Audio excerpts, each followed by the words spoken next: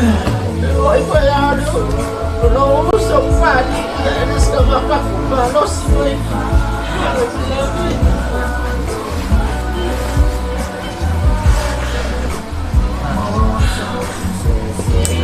Eu carro lá, né, fazer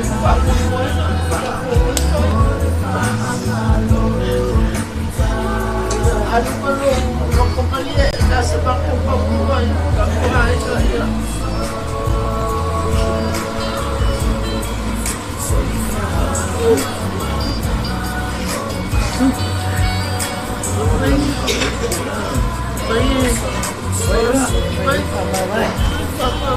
Vai buscar agora.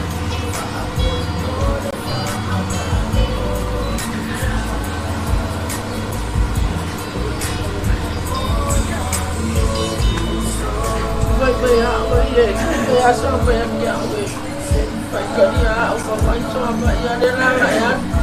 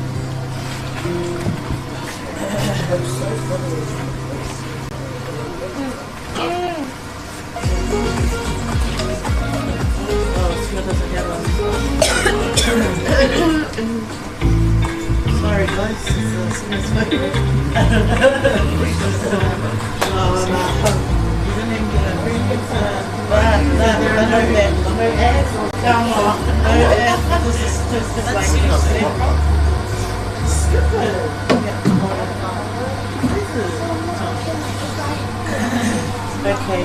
We can't do our dance at church.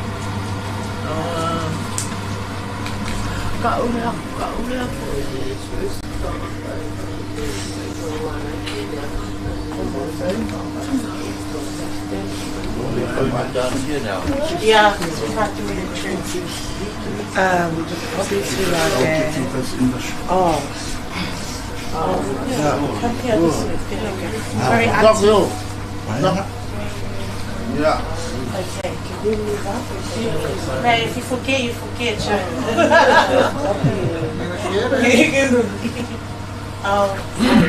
Christina. Ready? Yeah, okay. Yes, Sina.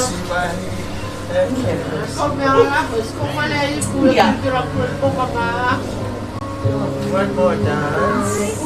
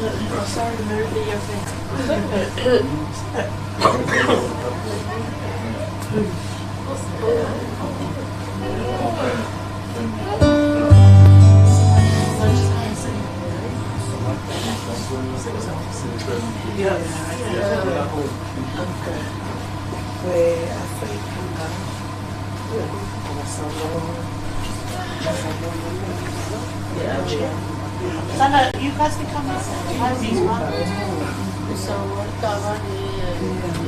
If you want to say bye, it's going to be a good time to start. Because it's on the minute,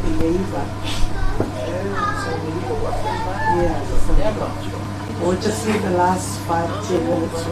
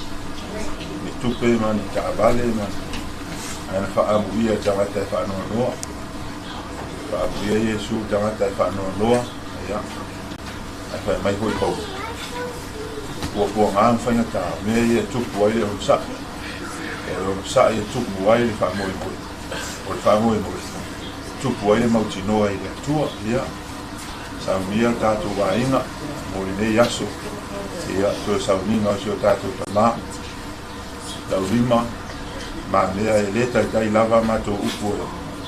Faumuina o lofa malua le lava mato upo famatala pe fa leo to se nganga fa tai te oi mea le mea tele mea mata mo fia na e faia tato wa inga ya mato uma ora fa na mato talo ya manuia la fa na malanga manuia ho ile Panmure atina ya talo mai fa na tai tele mo me le uma lava ia ya tatu talo ya tua tama dai o mu mai sho mato wa inga si uyo mato ma tama tino sho mato tama i rungo fonai ele ia lava la o fio le ie wa vea lo na maliu wa vea la wala au pa ia fai maala mato te mafuta ma feilo ai a le winga leo la wa fio pa ia sili le aso yoti ai i lo le aso i whanau mai ai le tua ro mato te ma ia mato mo mori atu lo na nganga i la le fio a o mato ai oi ma le whatau anau fuafuanga lo mato tu la au atu lo maru maru pa tino sa uninga mulu ia iai lo wa le tasi mai la o fio wa au muri au ia maua e mato be lo tele fa mafa fananga fa mai se lo nganga i lungo sio mato wa ia mai se o tinai a talo mai fa nau le ie le tua e so ani mai tu waso pong sa va pene mato stato sili ona lata mai la o fio mato wai oi me le leina faia sio mato tama e mala o la o fio na sulu mai na ia fa sulu mai ate i mato ia fa pena fo ona mato fa mu pe ale la mepa tono sio mato wai o le nu ai mai se o la fe au mala ma wen ia io mato vai na le ri fa ma lo mato io le mato talo le pa tase ma talo lilo tono loto fa mo sio mato wai mato wo foi na fa ia ro la fina malo pa ia au oro mato fa tawa na ono Yesu Kristo ia li mai fa ola o mato vole no bala au tu ai nei amen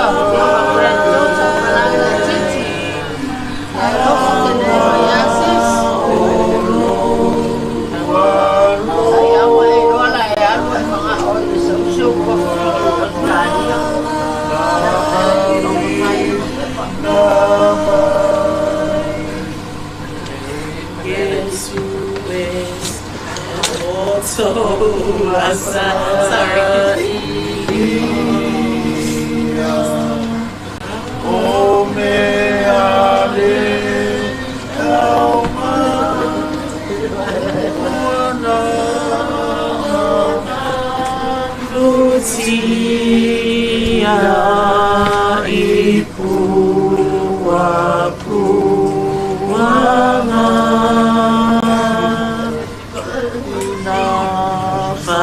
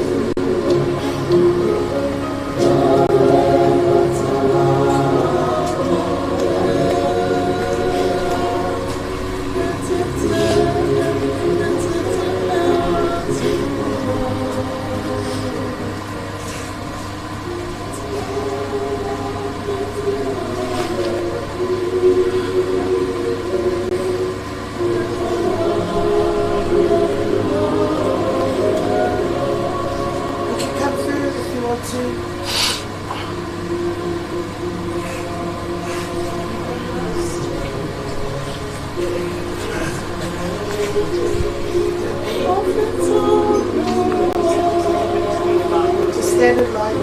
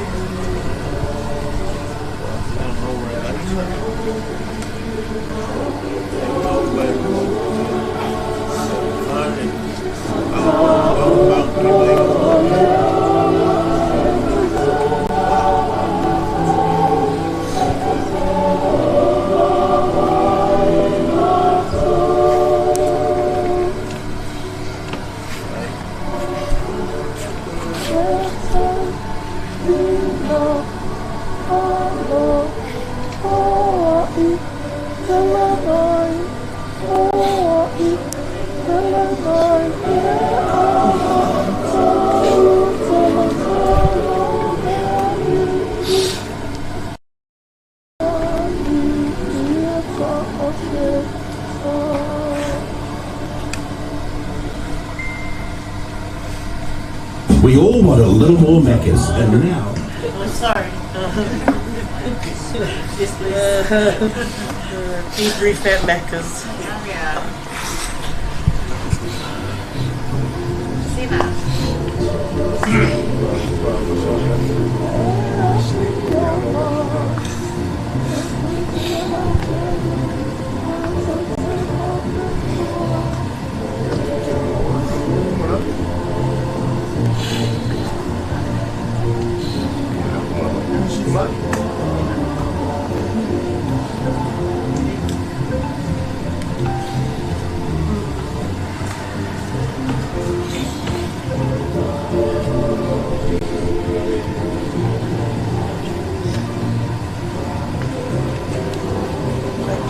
Fiona's on her way now. So, when I come through, can you come down? Because everyone's going to come through.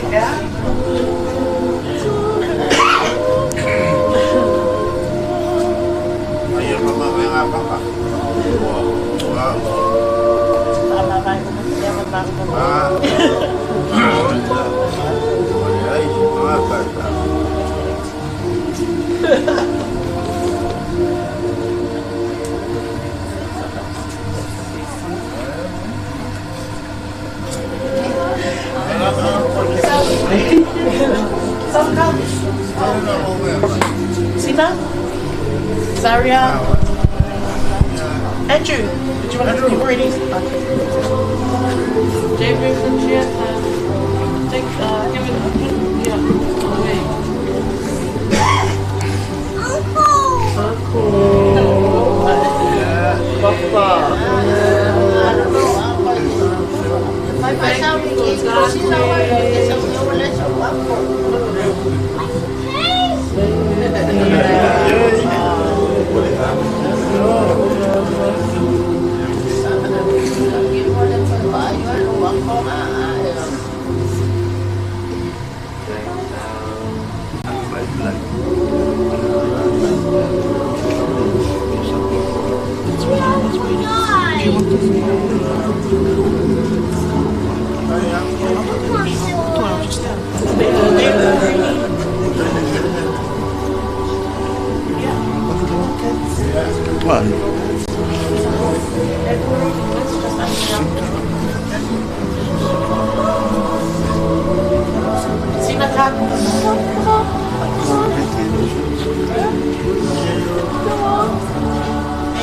Sarah, Becky Sina.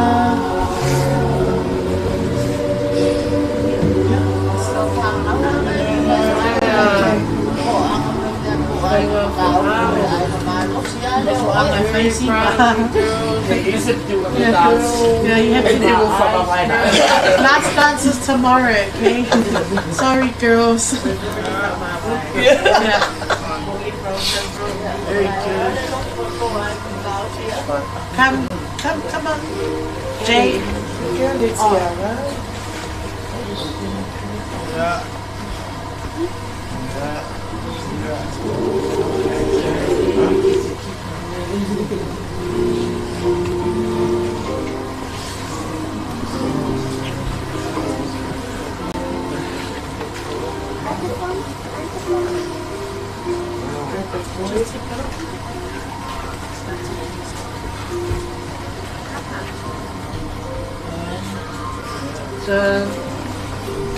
Claro, como allá hoy.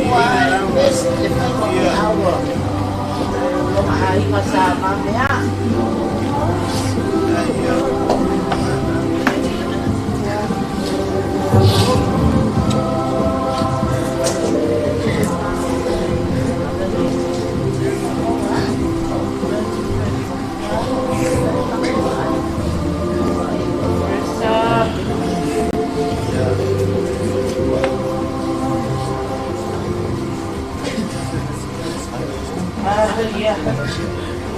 You had a Zaria.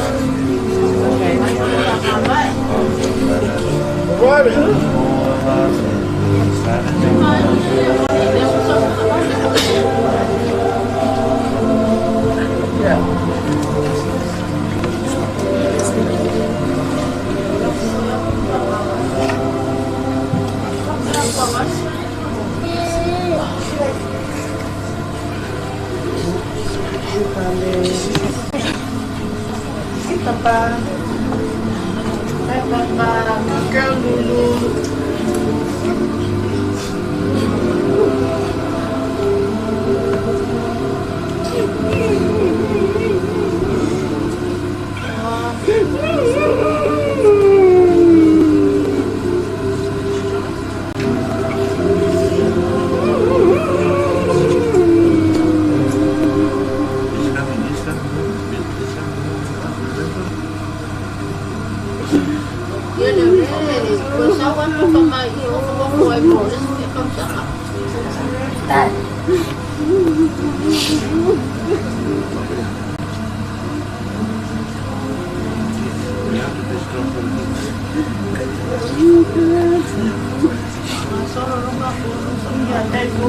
Everybody's shot is just Mamea, little Mamea.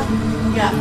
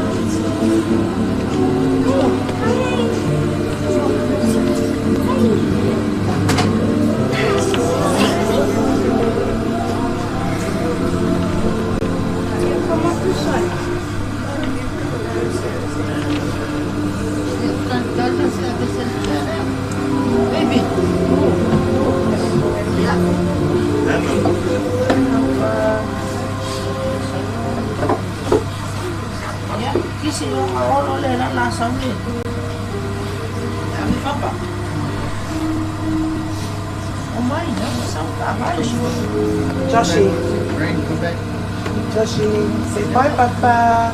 Okay, good boy, Papa. Yeah, good boy, Joshi.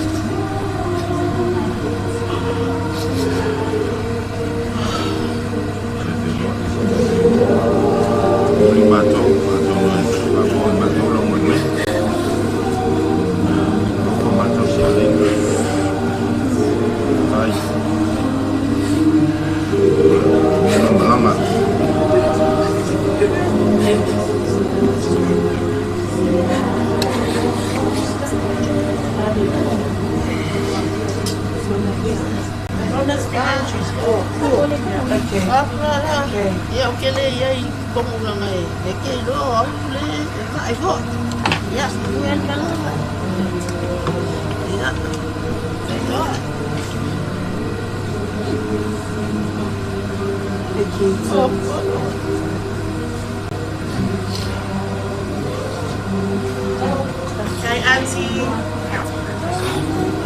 Yeah. Auntie. Okay, kasi lepoy media pa. Malaysia media media pa kile kalian el focus.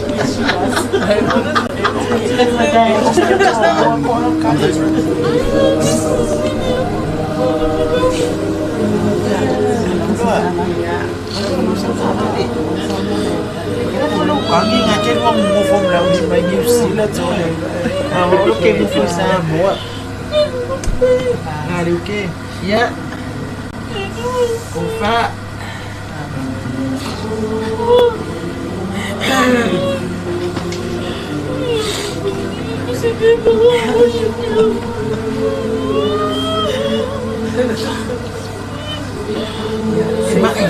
Se fa solo uma coisa, olha assim.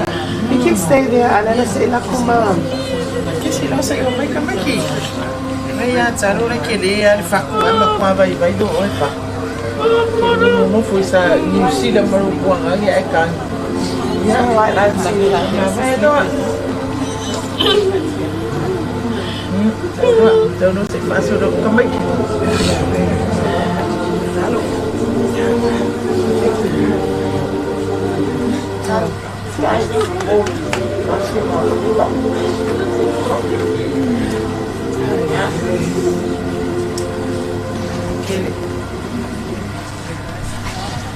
Rush into Bristol's unmissable Boxing Day sale with an unbeatable 30 to 70% off store-wide and gigantic doorbusters. Like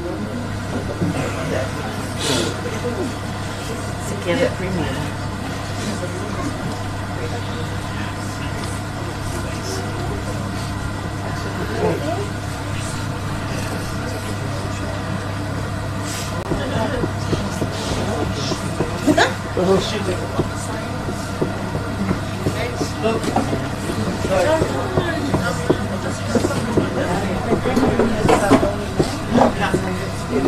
It's just us.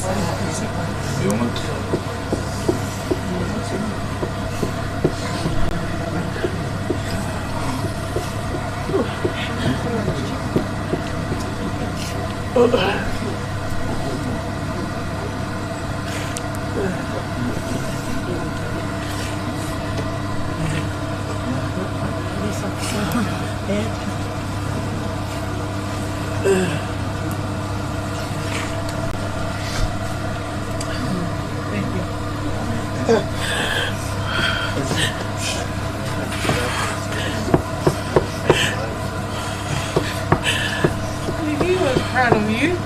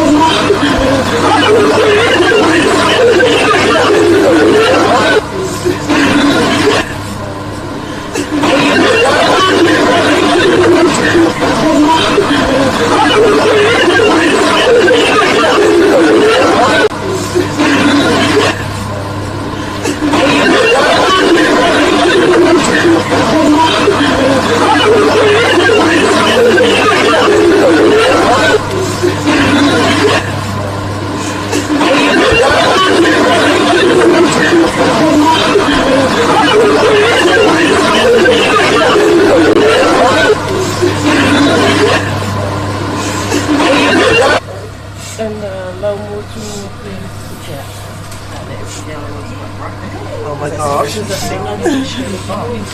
Oh, massive. Yes. Kayo ang sa pag-isa.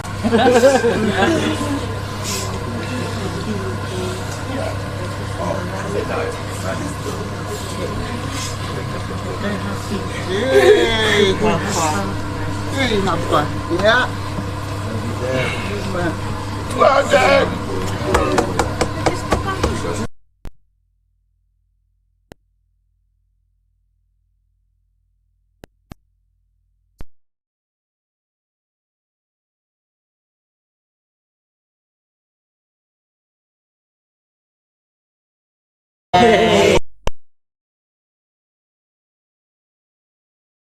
Yeah, I feel it. I'm by a mirror.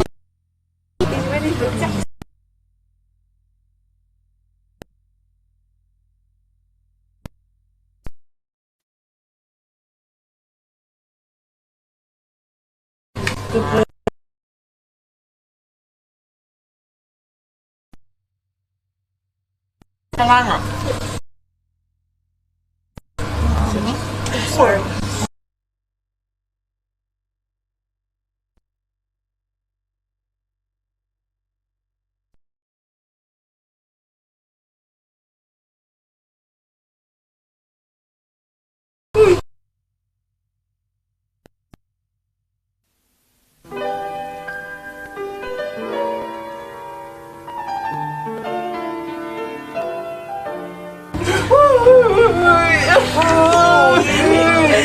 Okay, so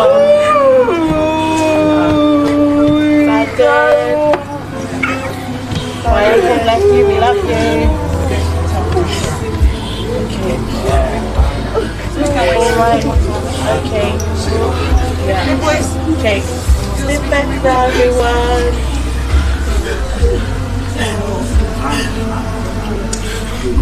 Right.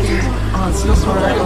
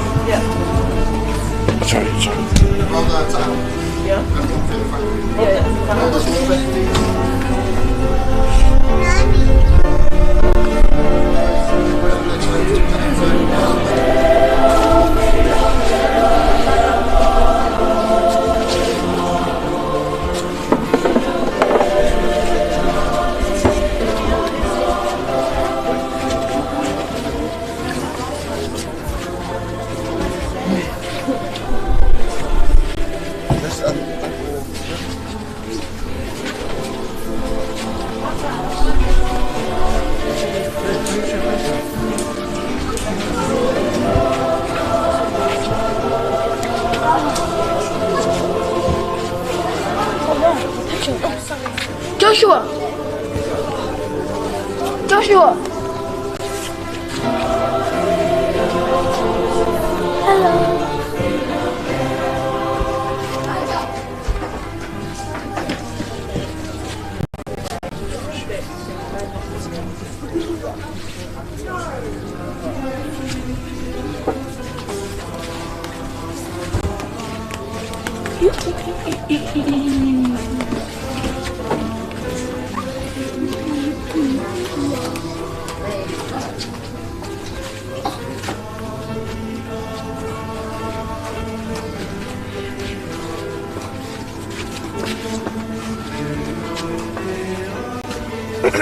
Oh, Christmas.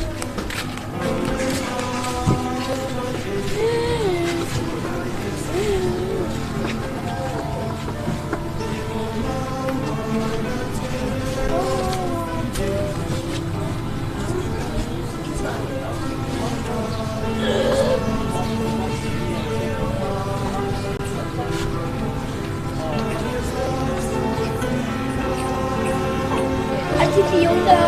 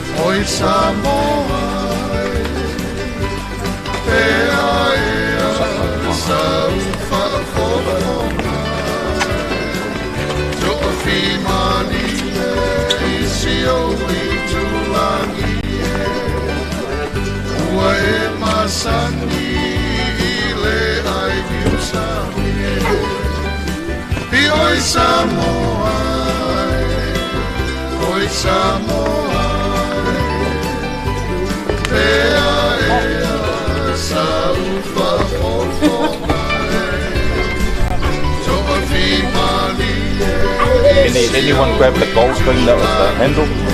Wood?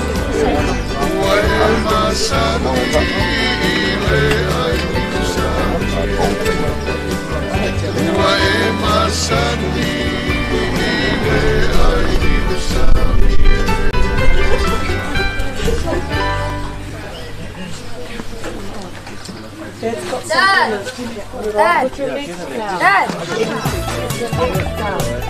My dad doesn't care. I think this is not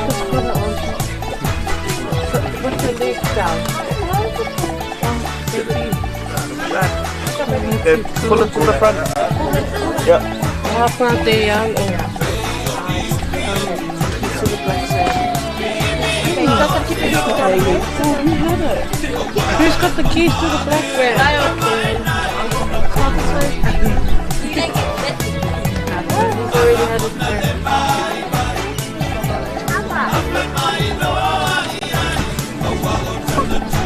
Wait, I feel like you're comfortable. Yeah, you want to get comfortable. You're like,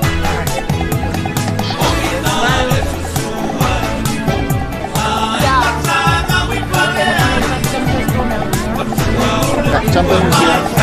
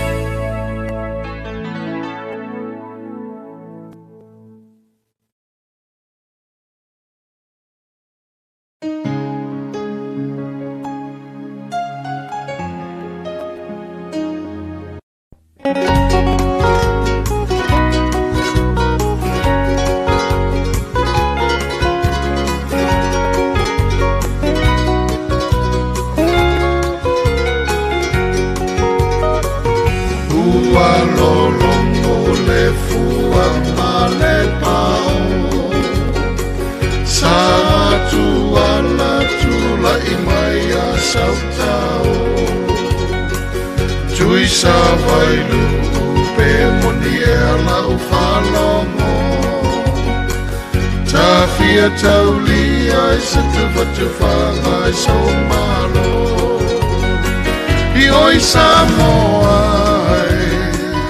Oi Samoa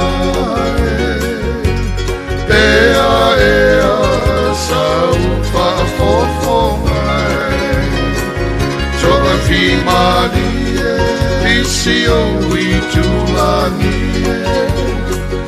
Ua e masani I le ai New Sami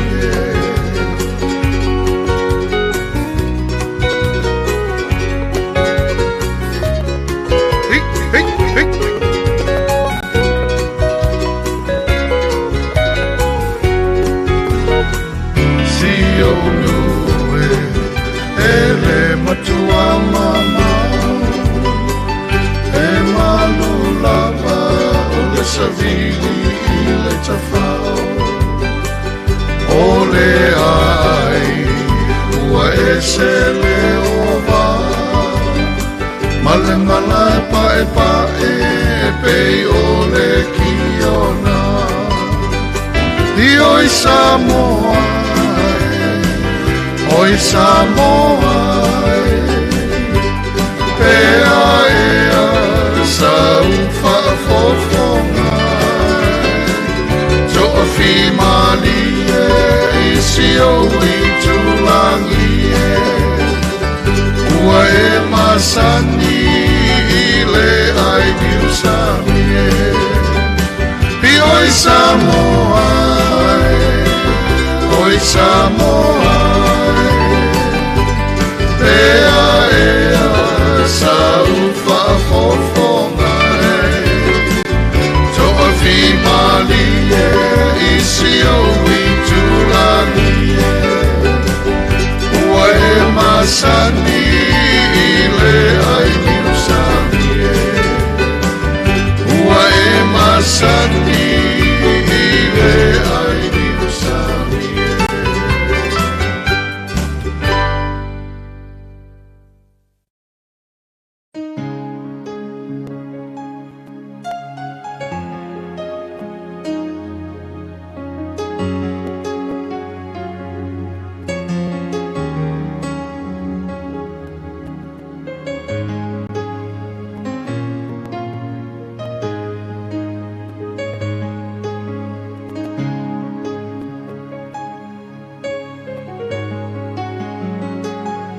e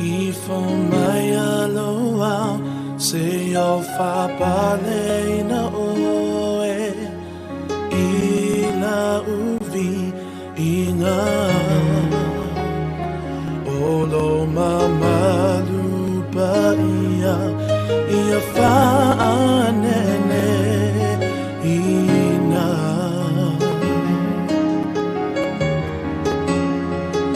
Angelu maona langi ke rupi maserafi manu matai tasi ia faalo ano enetua o mai tato tapuai ifo maya loa se yo fa paleina oe ila uvi ina lo mamalu ia fa nene ina angelu mahaole langi kerupi maserafi manu matai tasi ia walo ile tua o mai tato tapuani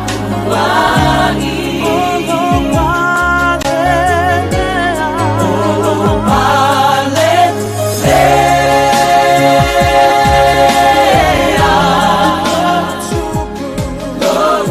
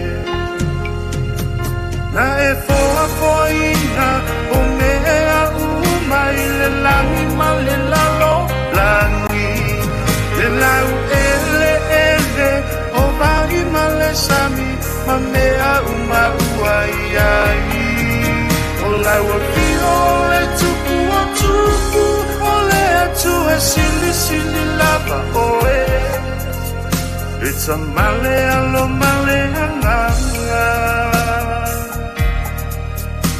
Ia e mata utia oe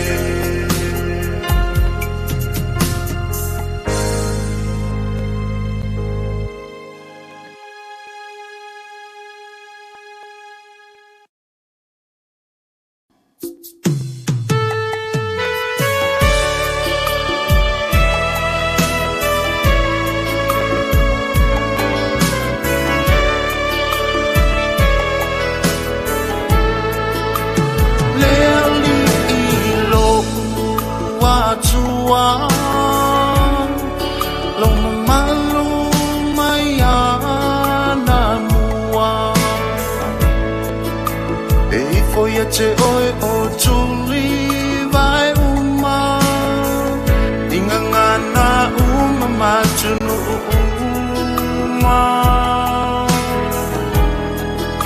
Le tupu oe o tupu uma lava O laua fio e o le mana La e laua fio i inga e moli atu e o tangata Whaafetai ai Yesu I loa lofa sautu alasi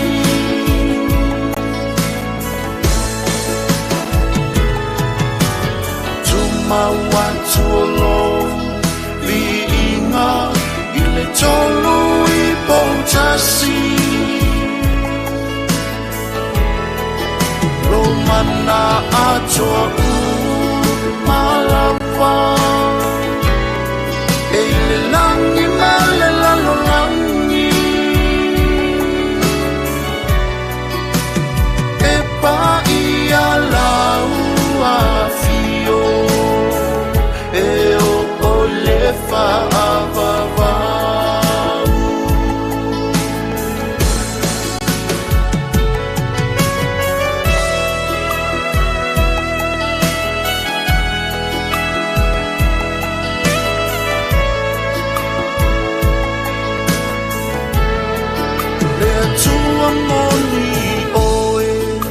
Atasi o lopa ianga e a tulasi ele liu ele lanu ele a ufo ile ngangana e mata uti alo mana ke vi ia oe I mea umalava Le langi male lalo langi au foa foanga Le pale ali I o au ngaluenga o le tangata Pa afeta ia au ngaluenga mamana Pa afeta ia Yesu I loa lofa sautu alasi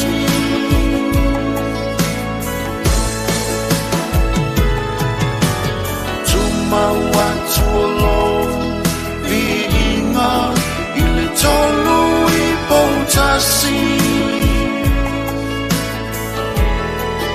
Romana atua u malapa Eile langi male lalo langi Epa ia lau afio E o olefa avava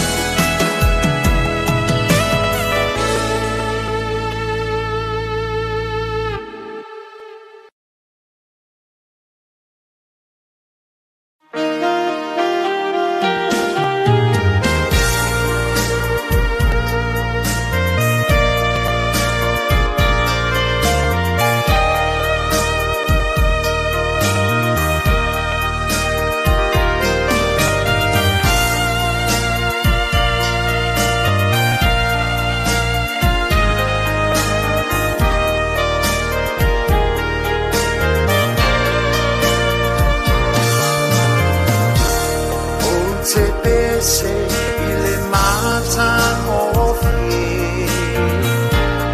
o le langi lunga le novo aliye o tele tangata ua miti iai mai mai e mata tia lena ai o a ea tate o iai a tuatua ma tali tonu iai fa mamata la sala ua fai ele sawaita ua ilena ai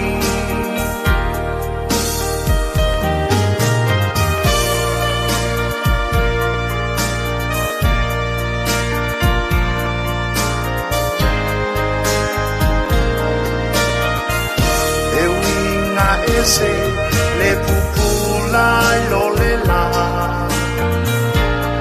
e mamalu sili sili le paia e le mafai se anga salana o iai nau e tali Yesu tali tonu mafai lona fina halo tangata soifua uma e faulaina ne io o mai le yunga e ona fetalai iana a fiona o ia leala upumoni maleola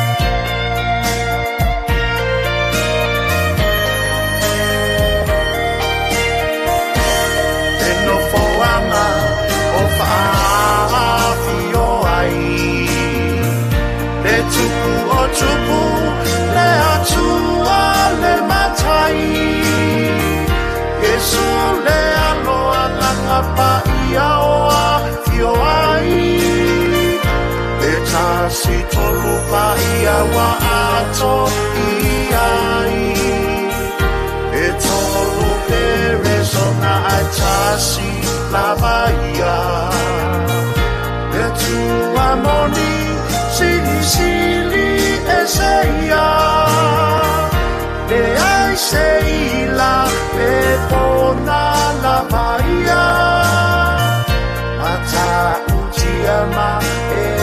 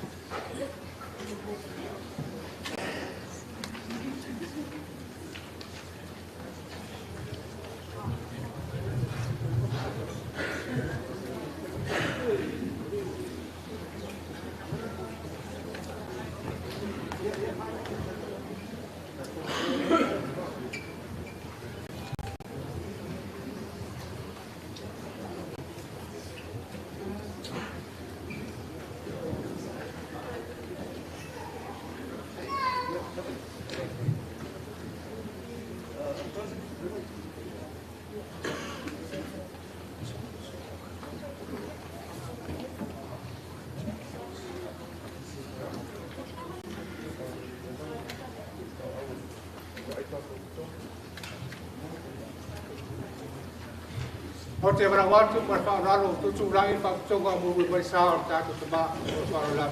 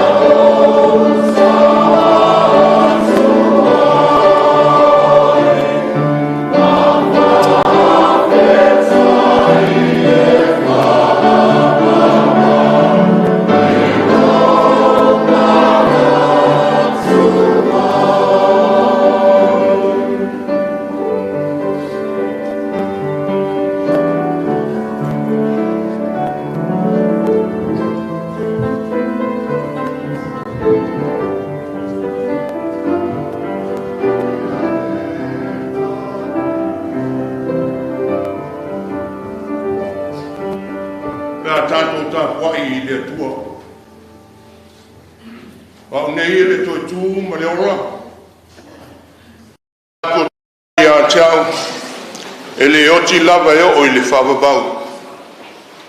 O la Ioane le whai evangelia. Wau whapea lava o na alofa mai o le atua le laulangi. O ia au mai ai lo nā tali e to tasi. Na ia le whano se tasi whatua tua ia te ia. A ia maua e ia le ola e whawabau. O lo woti. O lo manuia lea.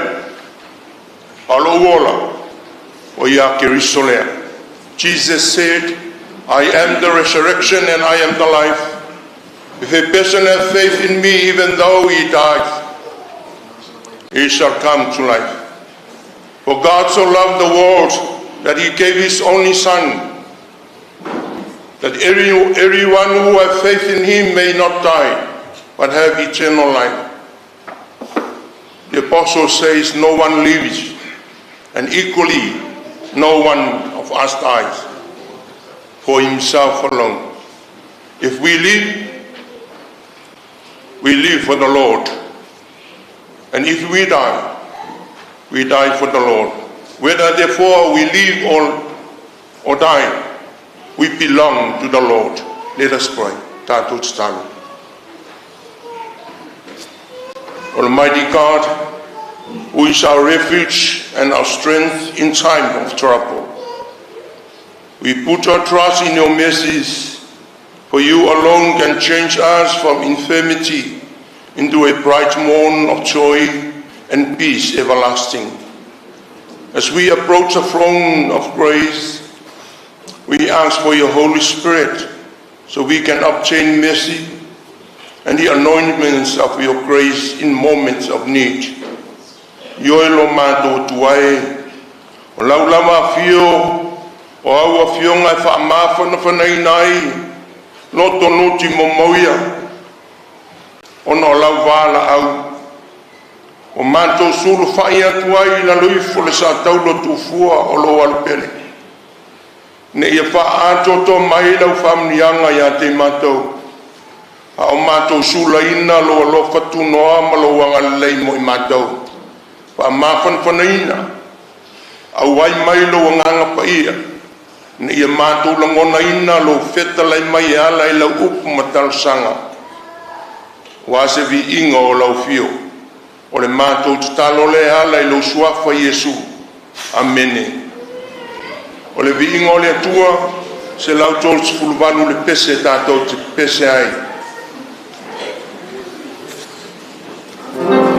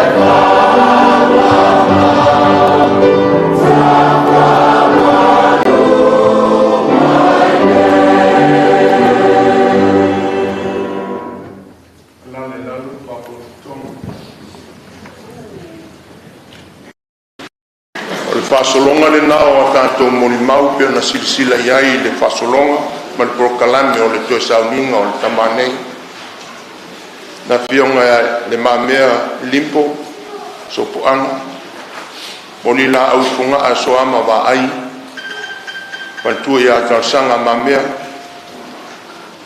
ia malsui o le kalesia le fionga le fonga o le nu ma le kalesia o tātou mori mauia o mo le toe sauninga o le tamaa.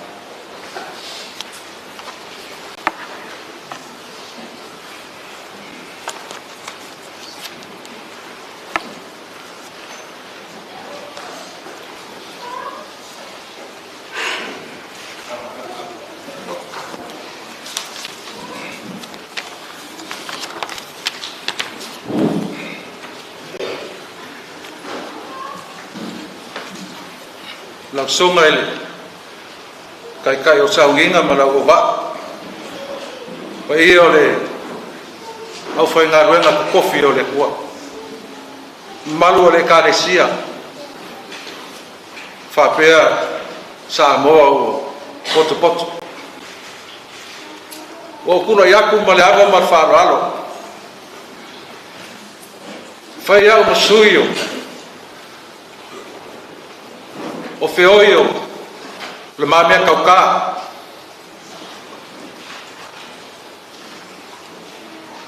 e ngofo a suafa sa se whāra ma ko ainga o koe ngei o suri ma feoio le Mamea kauka i Samoa iu sila ma le laulangi a koa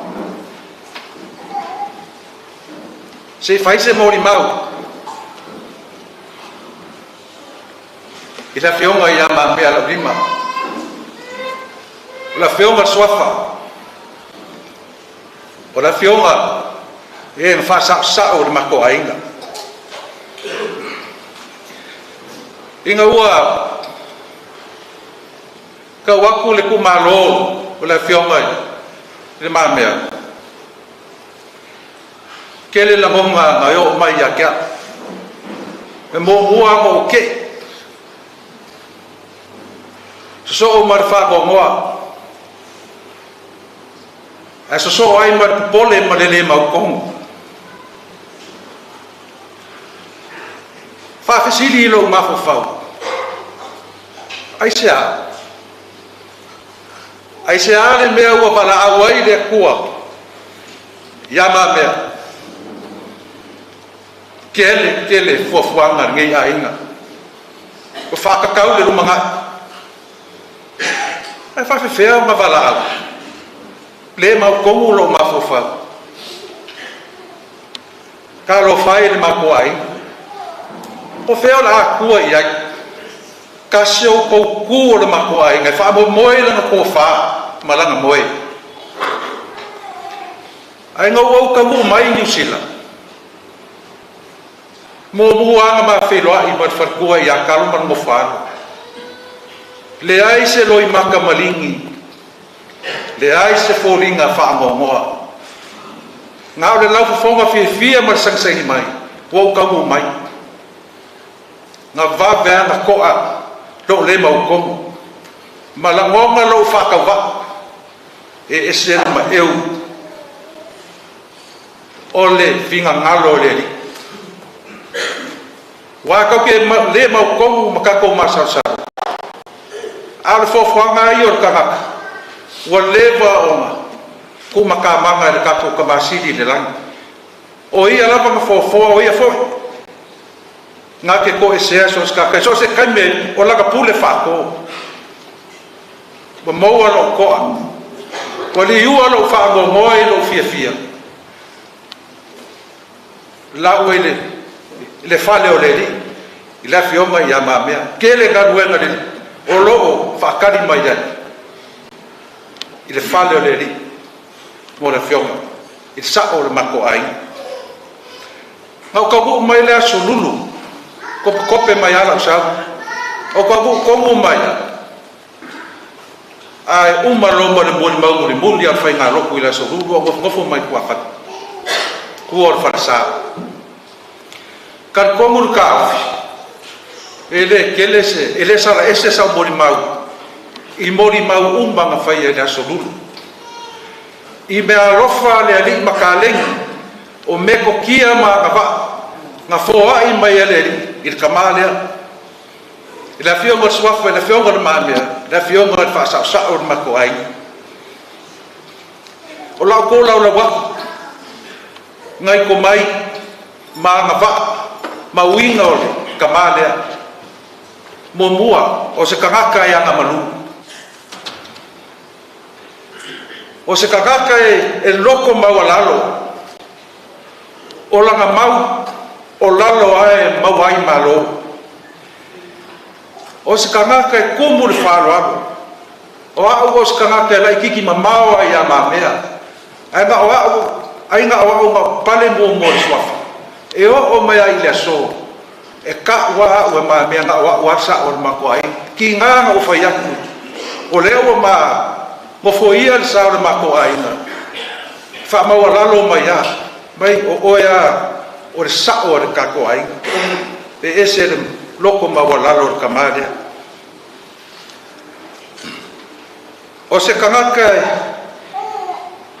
e alofa ma lima fo ele lima o se kangaka e osi a inga e ngau e wha mau popolo ma a inga o se kangaka e whai a inga le lei e ngau e kau le lei a ma wha e ea longa a inga o se kangaka e wha ma ongi ma wha moe moe iai mea whai o a inga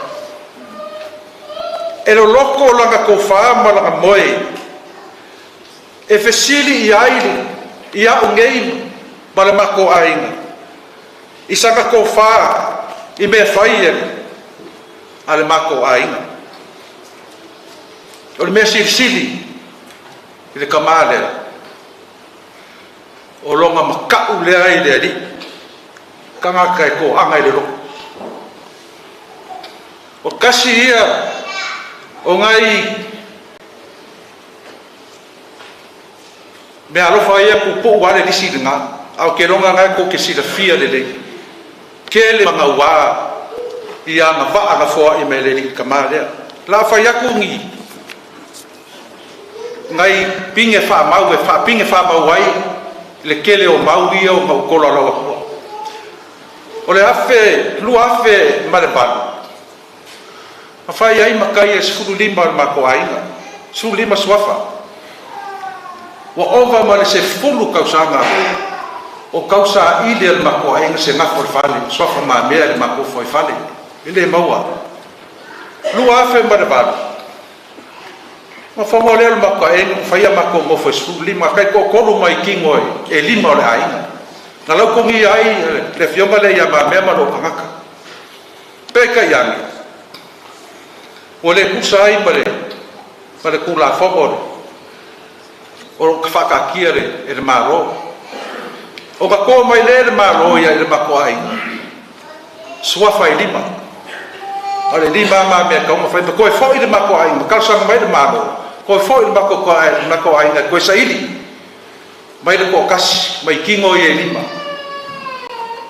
fa o ka me o kupu le mako ai ele fa mo fie fa fe nga fa mai fa msi mo le o ko swafa ale la ku ave ese risiko rua ai so esa ko kas ai ko foi la ina ko fai makai ele fai mo fie na o lava kingo le makoai ko ke lo kingo o lava le fama singo fai mai ai le ko le fama singo a ona fioma le ya ma me la bim na fa longo lo ma me la bim ku lango wo ai le ku lango ma ko fa so ka ya ko ma kala ma me I lo kingo fa se kwa nga no ia la for go ko inga makuo lo kingo te fionga ya ma me nge mia de pula mai ma me nge mia swafa ma me kingo le Laulima se fa o ele ia I lava se lo fesasi ile ma fa ile ko fa ma mo na fionga ya ma me se kwa nga no ia ko lo ka ba makua e ese le loko mawalalo e ese le anga malu e se le alofa o le kamarea ko malo le ua ao le fionga ia Mamea Laulima le fionga le ia Faumuina vai si aku la ino sa Mamea kali mai le fionga le ia Mamea fo il mako ai ngale mama o lomi man va o mo ko fa lo ese le osi ai o ka male fa lu ma fai reunion al mako ai ngai o le mako ai ngam ka ku le fanga kai ya ku ele le fionga e swafa suri ma feo o Mamea ka lo mo pia ia ngai New Zealand fa kingo mako fa mo moi fa umba ave la fa lo swafa ai maka mo fie me uma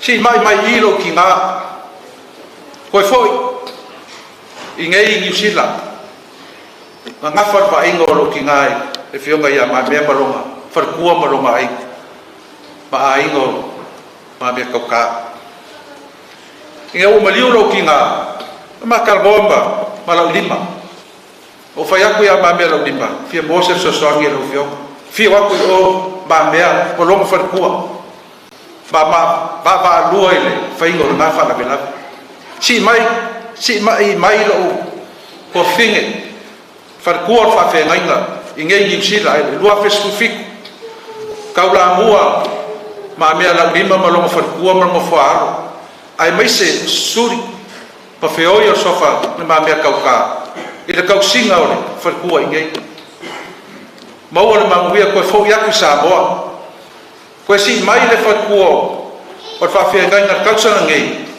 mama liwa ya fa au lava le kau Mamea fa au le kau Mamea par fa kuo ya kalo male mo fa ai fa pe ai suri ma fe o la Mamea kauka ida kau singo o lo ko fingi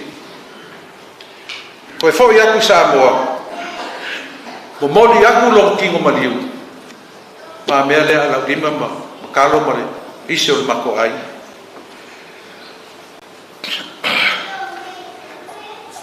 o le mako ai ngai New Zealand o le pouku marosi le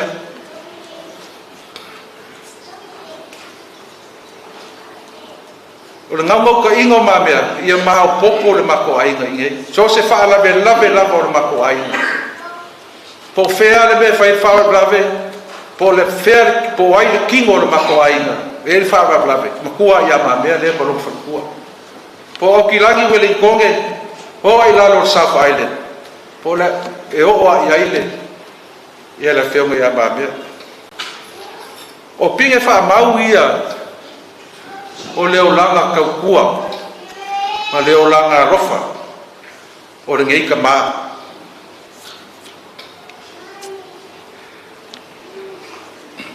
o ke ku whakasia le sao ka ua o Mamea se kala whapengei o ke whakusa inga i se i le fale o le mako ainga wa lewa o mawhau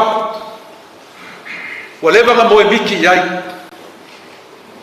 o mawhau leo le mako fale suri mawheo i le Mamea kauka wa o e le wā maoa e so e maingi la au whau wai le mako fale maua la awiki wa maka na fau le fale fa la poco poco o le kaulunga o masu elea o se pouku o le mako fale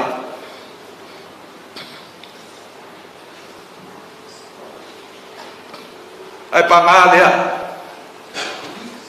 wale mau le va makua o mala e makau malai o se lau pouku o le mako ai o nga mako kakalo le ie whakangisia lau whio. Wa mako le maua se la au poku. Pu makirikila ma whawai ai le mako ainga. O ngā kō mai le ri. I langa pule whasoifua. Le mea rofa ka ua. I le mako ainga. Le whionga le a Mamea Kaulima. Laulima. O le Mamea Laulima. O ke whai aku nei. O le mea lofa ka ua. Ngā fōai mai. E re kako makai siri le langi. Mo le ainga le ngei. E whai mapau kū. O le whale o le mako ainga. O la le ngei. Le wa kū le whale o le mako ainga. Ua malosi ma ua maua. Ai se a. Ua whaavae i le alofa. Ma le anga le lei. O le mako kamalea. Wa umalau. No koe ko pole se lea. Pole ala male. Ma ale ale ole. O le kai. E le koe pa ul fale o la inga sa Mamea. E le koe manepe. Wa le ua kui o ngā kukongu. Ma amo. E le awhionga i a le Mamea Laulima. Le ma mawhaku o le fale o la inga sa Mamea. E le kau whawhikai a u le whionga le i a Mamea. Te ai. Ai ave lau whawhikai. Ma lau whamangu. I le kako makai siri le langi. I longa alofa, ma longa anga le lei. Ua ngā fōwai mai ai se mea alofa ka ua. I le mako a inga. Le mako kamalea. Le ua. Ua maua ai le whawai. Ua ola le mako a inga. Kuma kirikila le mako whate. Whawhikai le alofo le li. I le mako a inga.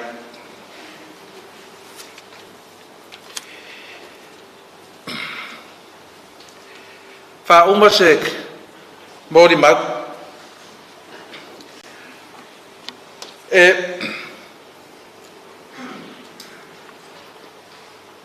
la whionga Mamea Laulima la whionga swaf whionga sa o ka kwai ai fa long long mai fa malo fai o fai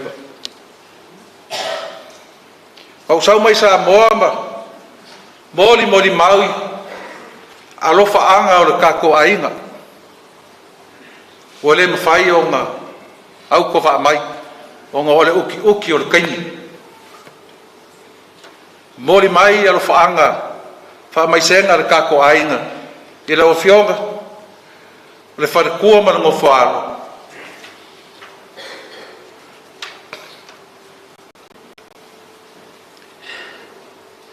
O ngok sau foi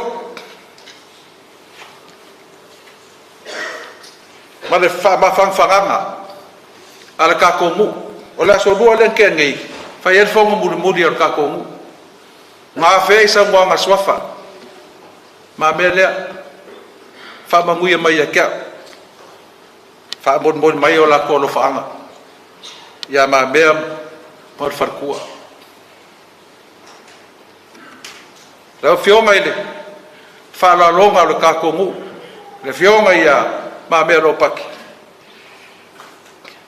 Whamawhangwhanganga. Whamaisenga. Le kaingangi ngā whamawhangwhanganga whamaisenga. Pa ia lua whanlofua. Malu man Mamea. O sori ima kakonga wha. Ia ia sa le ari. Wharkua makausi. Aing sa fucking o. Whauma se mori mau. Seu whawhikai ki ngā lea.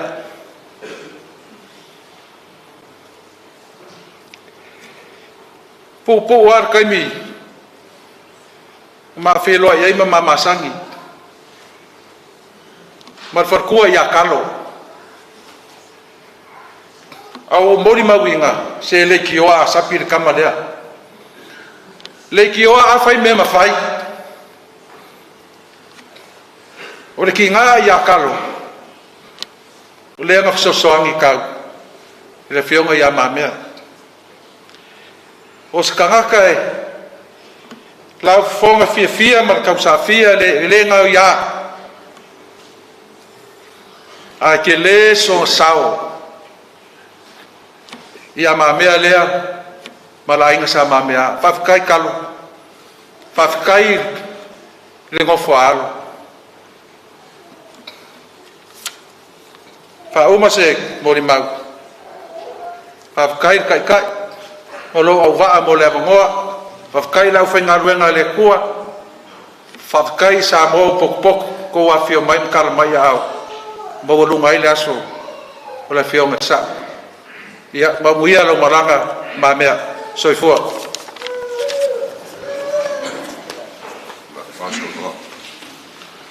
tula ia tu e mai lupeia lo sunga te tai mol ma le o se mol ma alfa silanga fa mol mole ta vale ia pakai le take care center le about 3 houses away from here. Please move your cars, you're blocking the driveway.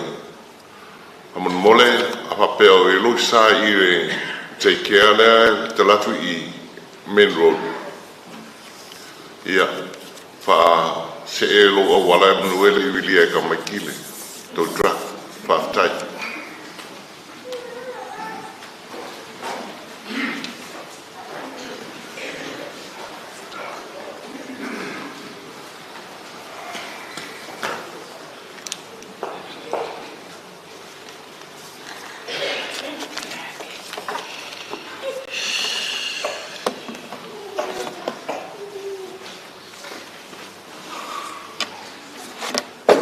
ya e mua lava ona fatu foi fata lofa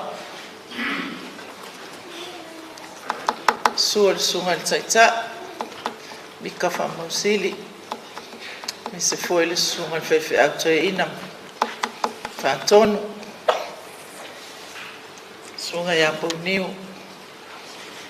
mi se foi pa yo le kalisia tupu mae mai foi ona fio mai matala mai o ao e moli mawina foi to sauninga yo tama foi ni a inga wawa tile ta wala ulimo so tuanga ne pe o tu samu ne ta wa mala fana tama martina o mato a inga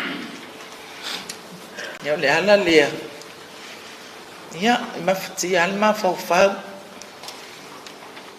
ya pe la vona tala foi o pole tua amu ya e fa no wa fa ma fan ina ila tu la ila malea ba mal fa alo so tu ina ilo tu pa ia malo tu mamalu nei ba en o le taia ia fa ia tu foi sina moli mau pupu ia wa foi ma futanga ia Laulima tu lo na swafa a o fa pe a to Faumuina Iputau Mamea Laulima ya im fai feu no a matamai ya le Mamea Iputau Faumuina leanga Faumuina tu lo yo lo na swafa la valea na momua fa swafa yo mato tama ya le ala lea to no le afio mai lo mato a inga yo fa me se foi a inga malos ne o mai a tu le sa no anga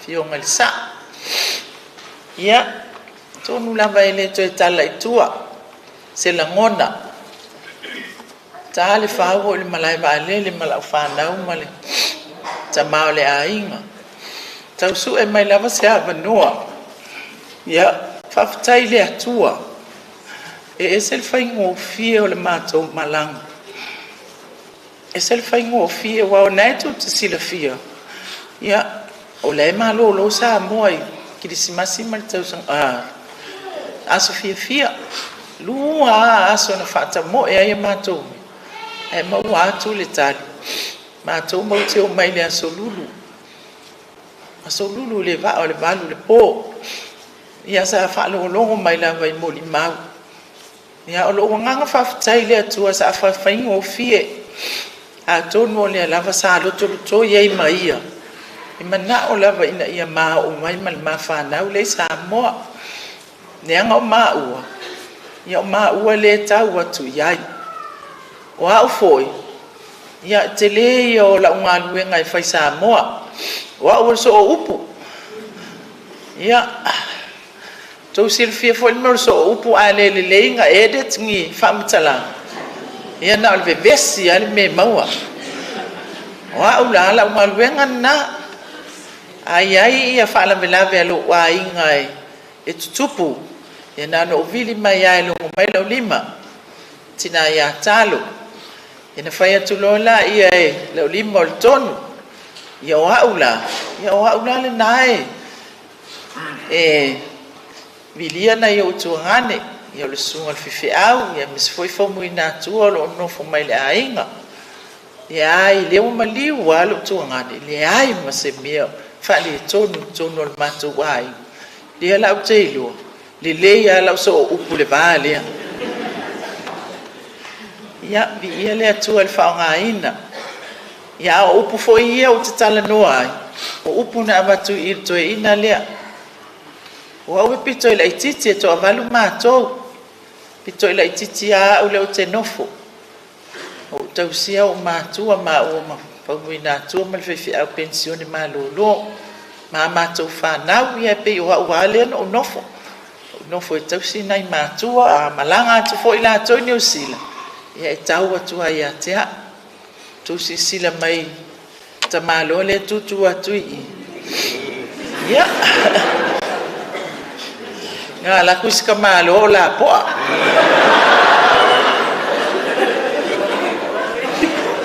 ia ese a fai nga le ali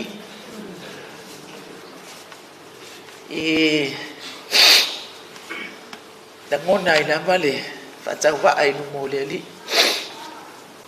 ia tele to tau mo li mau o wai le no ofisilia tu nei le vai nga matua ia fe mesa sa Laulima nei New Zealand fitas ia o le ono no winga lima o tau sang ale wa nei New Zealand Laulima le ono no fa na wai tulo ai ono fitu sa sama ia no winga fa to atasilo tau sang itu atu la le nava ia ile malama au ile vaenga le matua le valus fulu no sa wai nei New Zealand po walus fulu mon tu po tau sang to va ai ana tanga tengo ia so ma Laulima ia le wali mafitu nei o tau sanga le walu le ali ile luafe ma le valu ma li wai lo mato tama le mato si mai nei le luafe ma le tolu ia mato o mai nei ia fa mautu wa pe fe no fa yatu fa mautu wa ia Laulima matalo mal fa nau ia luafe ma le tolu na mato mai nei si mai luafe ma le valu ma liu lo matou tama ia wa o tala le al foma lima tau sanga e fairon pacemaker ia o maloa le anga mamau matou ana o nei New Zealand manui ave to suise si ma atulo ia le anga ia o le lavo wa mai ala val fa tonu nga foma luafe sful maltas mali wal matou tina valu wono tau sanga ai valu fal to ina la ngol to ina ia tele au nga se mawai au matou tina ile ai ma se ma ia mawai ia o telo po fia mulmuli atu lo matua wala ia na mame na ia le walu afe lua tolu ia fato au wala au le tu e se tasol nei fa nau ia o le ang fa ftaile ile atua ile o se a mio watonu ile o se a mio foi el nei fa na o sao a o le lo fa maleanga le o le atua sa ia tapu a o ina so I fo male o le nei fa na ai mai se na ia mato fa na ia o te le toe tala ina le o sa no Mamea pa wale me le o te fia ta watu ele ainga sa Mamea ia le Faumuina le sa fatuina le topo o le tofan ia o le ua pale le matou tuangane whaafitai le whaaloalo whaafitai tele lo tau ainga sa le Mamea sa nau a elo na loto 5 masina le nofo Laulima a le ua wala au elo na tua le matou mawhitanga le tu mamaoa Iulai na whaiela na nofo tolu masina o matou nofo I Samoa paule o se malanga atu ua umi matou no nofo ai ia tonu lava e se awhainga le ali toe o mai no whatua ia talo se o la alu o toe ia o ke topa le amatanga ia ai tei o toe o atu e vatule maliwo whatua ia ruta ma feilo a I o ale malai vale te o musu mai le whaiwhi au malolo ia tanieli alu va ele toe ina la sa mai mai lungole va lele e no walu lea fiu e vina mateo I tua mate malolo e manaoa se fa atau wale me na leina lua tu I Samoa moli atu le tino maliu o le faletua ia ruta o lona tua fine le o sa noa ia Mamea limpo ia na mama ai nawa ele suinga le mo ni mau tina ya talo mae alo fa mo wa mae ale fale la singa o matou faltua o inana mai lo ai mal mafana o ele suinga te le wa yai dia sa o tatalo ai le ali o te lo alo to ngani na lo atu ai o tisa mo ya a fua tu le taiminen to e fo I mai ai tolu vai asun foi mai ai alu sa o al fale ma tolu vai asolen foi mai ai alu lo fale ma le ala tunga na al fale ma le o mali wai ia pe ya no fai atu tono le matou ai o le mafana i o le matou mafutanga o le au matutua ia o te la ititi ia ai pe oa te whaafitai ai fo ina i o tuanga ni mana I o uso o te la ititi ai whaalonga uma mai ai a ui meu te whai atu i e whai ia i ona oa ta ape ai tu ia te au ngā luenga o tau singa o nei matou matua o whai langi le fōlau ia e misi a le fina ngalo ale o le atua a tātou malama iai ia ona tātou le tangi lea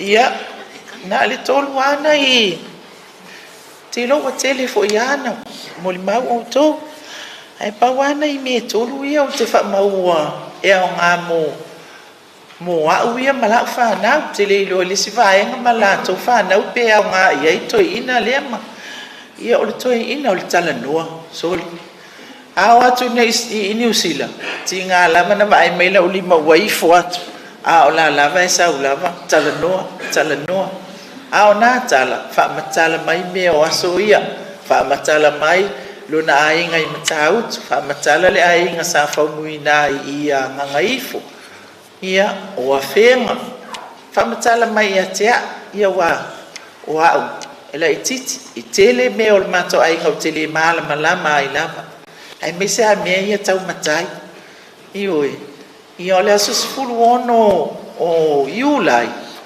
ia o le aso nana whaamanuia ina I foi ia au nei mo le tai o sa tawa ia whai mai loa o lantala e iei tato ainga I sa tawa e tato ainga I sa anak wheatu Laulima tiri alu e sueni ainga o te ale whela unga luenga talia o e mo ainga o te le fia alu e sueni na ainga ma le telefua le mau mea ai fai mei te loa oe ta hua I o meo le ainga sa o le ia lewa o titilo atu amu ia malo naso lona lua to ina e fai mea le lei e fai mea sili lana ia le alu tau fai mai vai oe e tupu mea avea ai le tupu mea te upea a o onga na mo e malau whanau tangata a oe ave ni wha moe moe fo ele mana oe e te leni me fo i mai me ole alo wha moni ana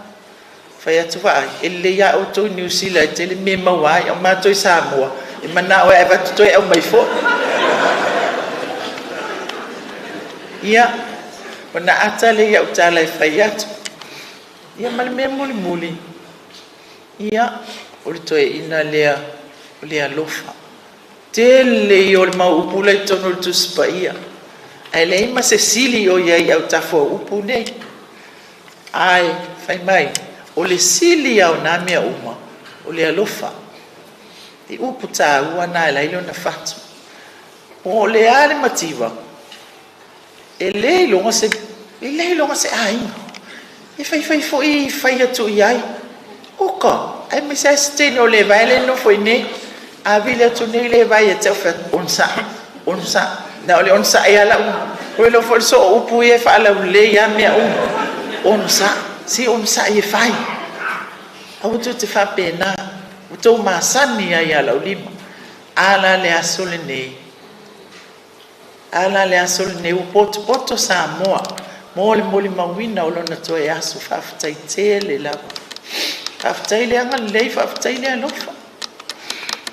Tu angane. Rio tamal nei a inga. Faftai tele. Ia. Ile umise mo mau pe na ufai atu. Pawana al meu te manao ai. Wani o na onga. Mise o matou. Usom to fa fine mama to fa nau. Fa awau. Fa'awau fai mele lei fa'awau le loto a inga awane fa pito le alofa o le a inga leo o ai o le a inga sa Mamea fa'awau a lo lofa ia Laulima fa'awau ana ngaluenga le lei sa fai ia ngal fa'aftai mulmuli ia o talo no tinaya talo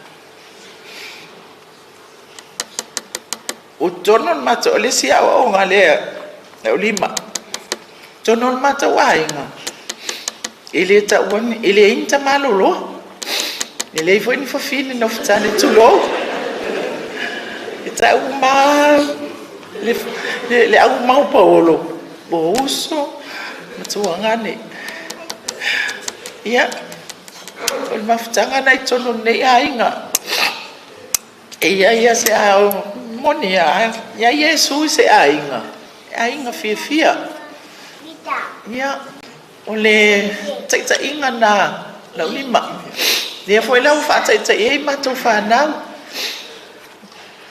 le ai ni alwal tanga ia awul titilo fole si lesi ngalua o ia le ngai ele o taton famsino le famsino le atua le tautua le fainga na Laulima matou ainga e ala foi na mo te fia ai au atu le au New Zealand Samoa fia ia tu sa pele in tu pe vatu ma lo te nofo au te fia uia ni oe le ngol fia o le ali le ala Laulima le o to yo matou fatu amatou mai foi nei New Zealand ia e alu atua e ata ia na fa matalang se fa na ulia ia le fto au mai le ya to se di matau sanga o ine ia wo pe ya o le sau no nga Mamea le fai nei pe o tau le fia no for vai nga le New Zealand na wa Laulima hele o fai atu ai apali ai ale vai msau o to te lo to vai le so fo le ali fa tai inga luenga Laulima na fai pa u se to atu lai mai wa fa matai u mai Laulima matou fa nau i o lang na ainga Mamea na ua e fiu ia te a le anga ile tasi se ainga o ses fe tu Laulima ia la ia whenga le aingo tātou tamā.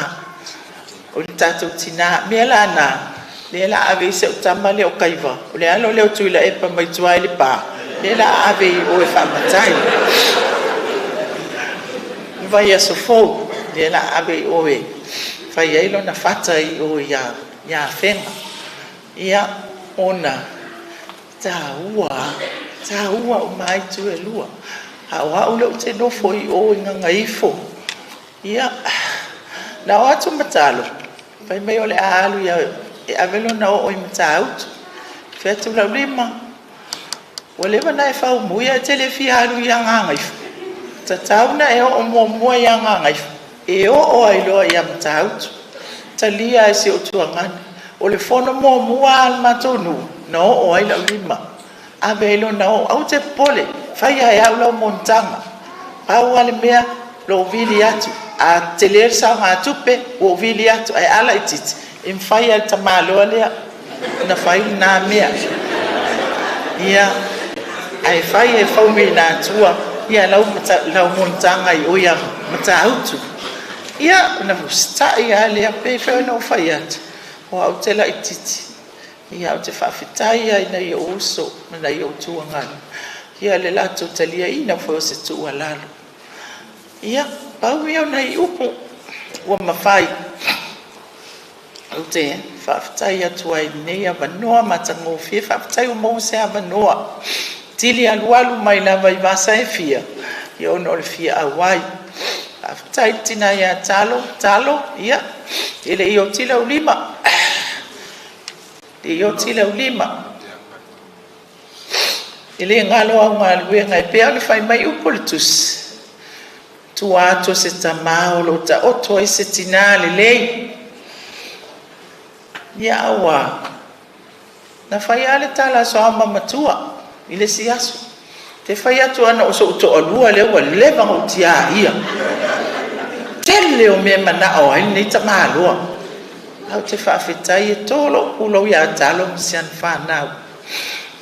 O matua nawa toe le alava ele I o lava se tu langa fai ai ma foi se a ele fa pe o le mo ni wona I teine o le ustai nei to ina ile tele o me na o ai na ia malie lo na manao tapa tu mai le tupi fai mai le me le o singa ona ainga whawhitai tele lava ia te oto, whawhitai talo, ele ngalo le tātou mawhitanga.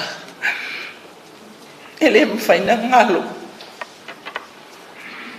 Whawhitai le whanau, whawhitai le tio, a whawhitai mahali e lon ta mahali ta mai tai leo nau. No leo le ahalu. Whawhitai toa, e mai se foio eki. After tele pe ia na fai atu ese le fai ngata o le ngalu wenga le meo le tau simatua le anga o le wa ma fo I mai ai a o tua atu o le na fai ngata o lo ta oto ai manuia o le atua ne whanau after tele lava mo lo tau singa ia alo ane tau silu tau tina ia talo. Haftai tele lava mole. Nau tau singa. Tuangane ia Laulima. E whamalia ina o lona mana o I mea uma. O ka se toia ina a mana o nasi. O ka se toia ina a mana o tele. Haftai tele lava. Haftai. O ka se toia ina foi. A whainga tā. A waia te a waia. A whanongo ia na tala ia. Ai ona o le matou tamana na fusu ia so ia lea laina pe malolosi foi na e ia tangata ia elena si leo malua talo na lui foi ai lalo la te o fata simatalo faftai tele lava ia pauio ole le upo mafai o nei taimi ia ai le mafai o tu ala faanga na yo matou ainga sa mo le wo mana mo le atu e Mamea limpo ia mo le faanga ainga ia matautu ia ona ia lo faanga nei ona ia matou ai nganga ifo ia vole mfaina o mai ona wa mambe o taimi ia mai se foi ia wa fia alo fatele mai ne matou sunga ia isaroma fatidua ia talo man fanau tau fai mai lambar sunga fa fengai ia awale mawa se no fuanga fa le kalesia ele wala ilanga mo pian sa no Mamea limpo Laulima talo tu malo silma ir val tua ya ruta nona toi malo si alia na lo tua e molmolia tu ruta ni usila sa lo halu melea talo mal fandau ya lo tele mai le sunga sa roma fatilu masian fanau Faumuina vidiamu mal fandau ne malu sale le mal bele malei mal fandau sila sene ia mainga umo nganga ifo wale yorfa wale mfai ona wai mai morto sauninga manuia tele la malanga tato te felo ai le langi ia le la fa ma tul mol mawo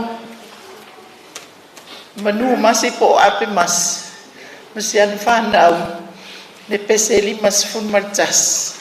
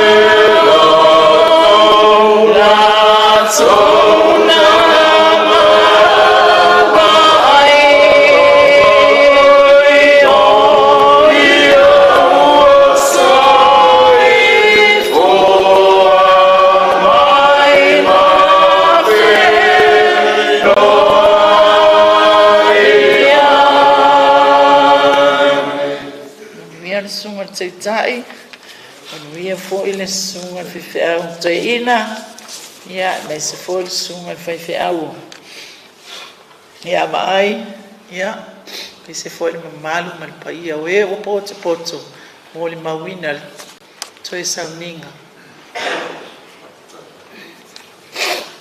ia aftai mo le abanoa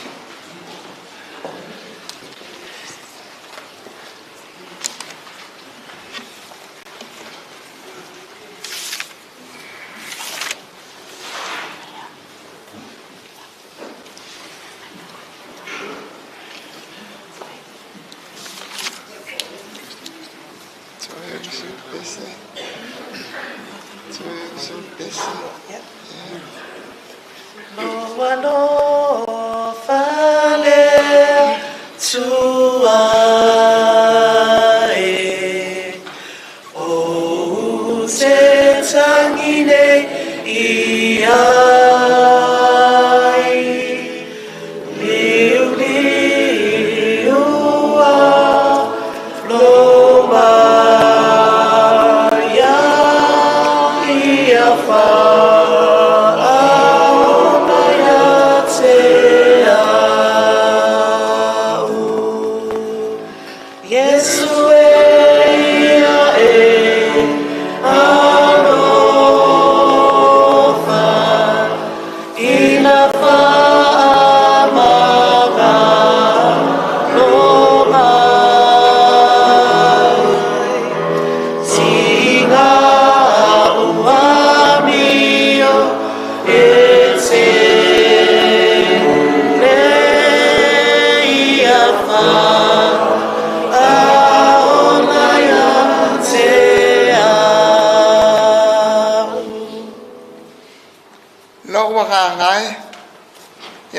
Manu atu I le ali. O mea uma foi o I tonu I atea. Ia wha manu atu I lona suafu pa ia. Aua foi ne ngalo se mea etas. O ana mea alofa. O le tangata. E pei o le mutia.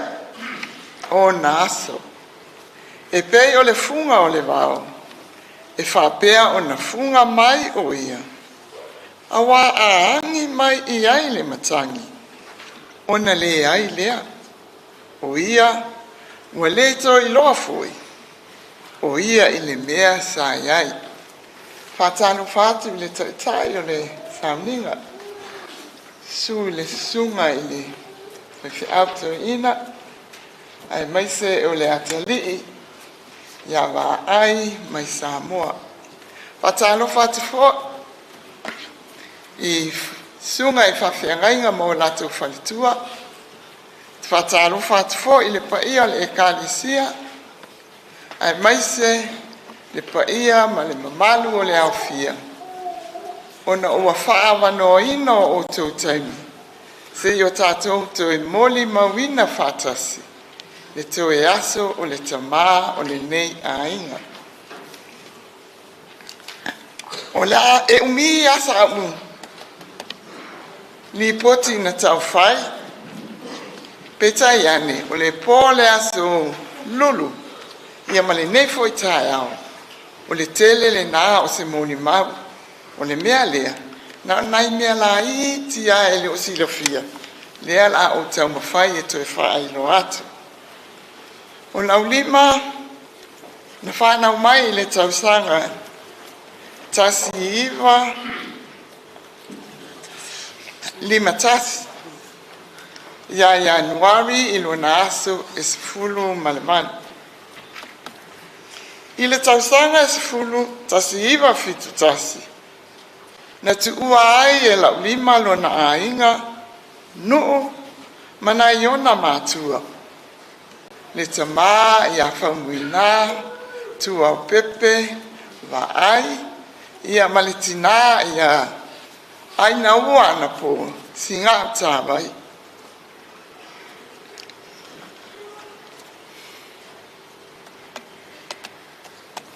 Na alo mai lona pāpāo mo New Zealand nei.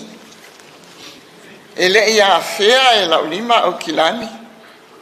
Ai fō laua tupea, mataula I Wellingtoni. Mana tua fōi o tātou, tele I o tātou mātua whai. Tele fōi tā mawhai o tātou mātua. Na mafua o na o I Wellingtoni. Ona o le tina, po le tua whine matua o wa ai. Le tina I atalele, mati umanu a whele. O lona a inga lea na whato ai I ai. Isi o na uso, o asuelu, ma le whalitua I a Samoa, ia ma le tōtele o nisi o na tua whawhine, le tina ia aniva o lo soifua pea, le tina ia vii, le tina ia sose, ma le tina ia oi fale. Wa toi to atasi lava le tua fine matua lea o lo soifua mai nei, o le tina le ia aniva o ova ma le valsifulu o na tausanga. Ina ua tula I mai le nei whalavelave. Sa whaingata o na longo le tina lea. O na sa iailango na le whanau. O la ulima tulo na te tanua lon tua fine lea. Pe taiane e ese whainga lea tua molo o tu soifua molo mātou nei ola. Tausanga tasiva fitulua le to e oso fo I la lima I lunga lona pāpao ia maalo alo mai loa I nei I au kilani. Na mafua ona o mai I au kilani. Na sawisa I yasi mai le isi tua fafine o si ona tina. O lona tama o le tina lea ia la o malanga aia. Na sauloa lau lima o fiatu I tālonga le au talabo. Pe o ina. Ia.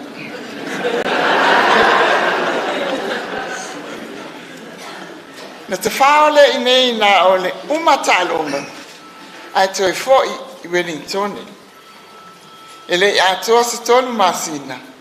Ai maliu atu loa I ai le tina I ala o.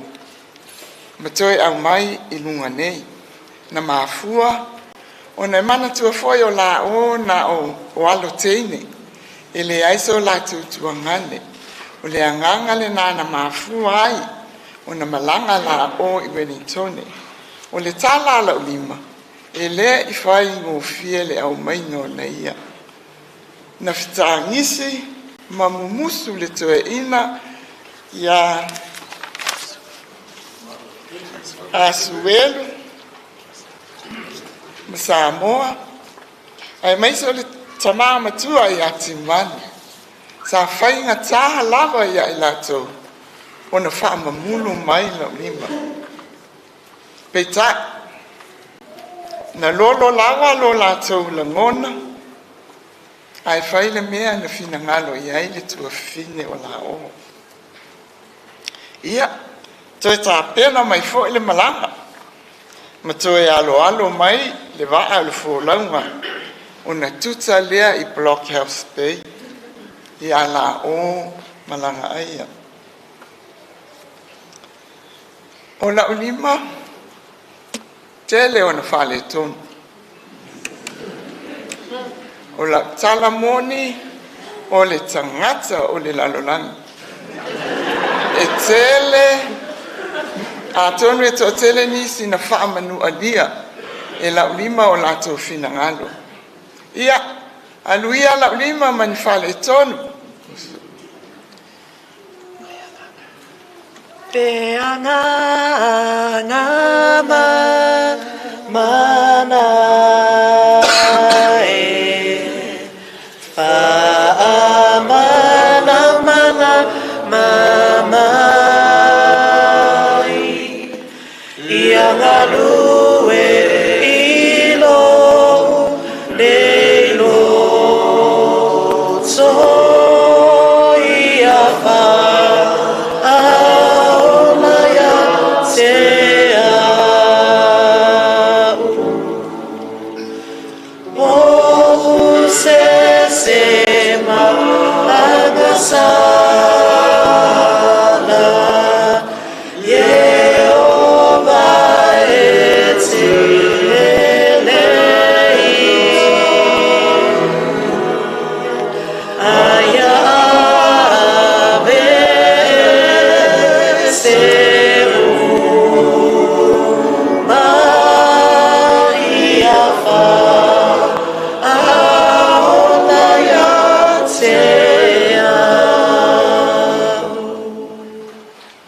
fia la ni mai talo o la na talo nga sa fia ia o le kirikiti sa alo le au la kapi e ponsumpi o te le lopo le ale kurei. Ai alu ai asto na uma male atu fafafa. Ile tausanga e tasiva fitu onu. Na aina iloa le maunu wale te maaloa. Ua mawala na malau mumu. Lua sifutolu o ke topa, ile tausanga la malea e fitu onu. Na osi a iloa le whiangainga, ile wha ai poiponga. Tasiva fitu fitu, ia o whawhao loa le pao pao, ai sili fo ile ofe. Tasiva fitu fala, walu, na ia fofola iloa le fala. O le fala o le alofa moni, wa iai le tamaitai matua, o aina ua na po.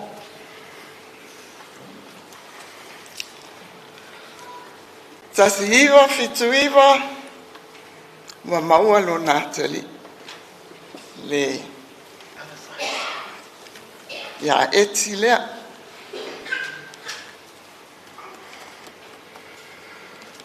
Le alava ua amata, ona nofoia le fala lea na ia fofola.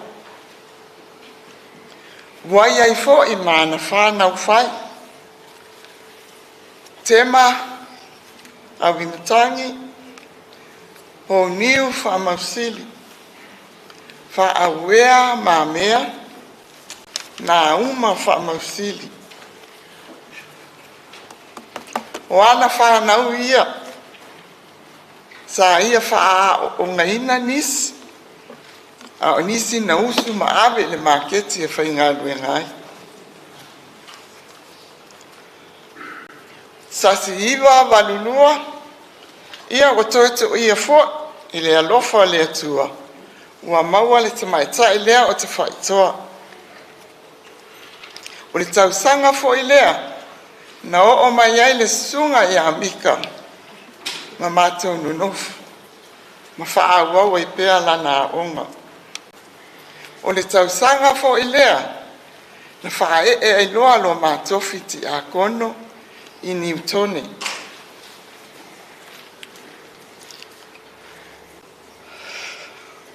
Tasi iwa walufaa, se te wha fo i lai titi atua. Tasi iwa walulua, tausanga la walea. Na alua i loa le malanga le Aotearoa i Amerika. O amea na tutupu ai i nā, a tau fisilofia, fisiliane le i a whale matu, o ia na tisilofia malawa. Tasi iwa walufaa, wa amata lawa o na tau wha fiofi le whala lea watumu. Lea na mawai le wii o le ainga. Le te maitai o toe moli la au i fonga. O toe o le swafa lea o le tina o lona tama. O le o vaai o lona tina o le vai. A o le tina o le vai o toe. Na whaingoa i lole o teinele ia toi. Manatu Laulima. Au mai malona a inga whale ula. E wha umia iale ingo teinele. O na whaingoa i lole toi moli la au i fonga.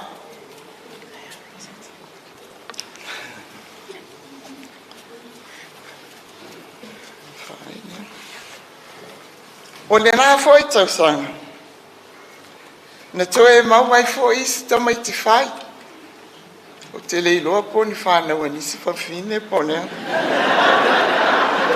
A le au mai tau si whatas. O le ali i lea o whaawea. O whau pāpā. O ai o le alo le vai. Ma wa. O tamaiti ai, e o mai ai weekend uma i no mato ai. O i nā foi, na iai matamai tai o le ainga, le tamaitai o susi se siona o lupe o taa ia ai mai se le pele ia tavita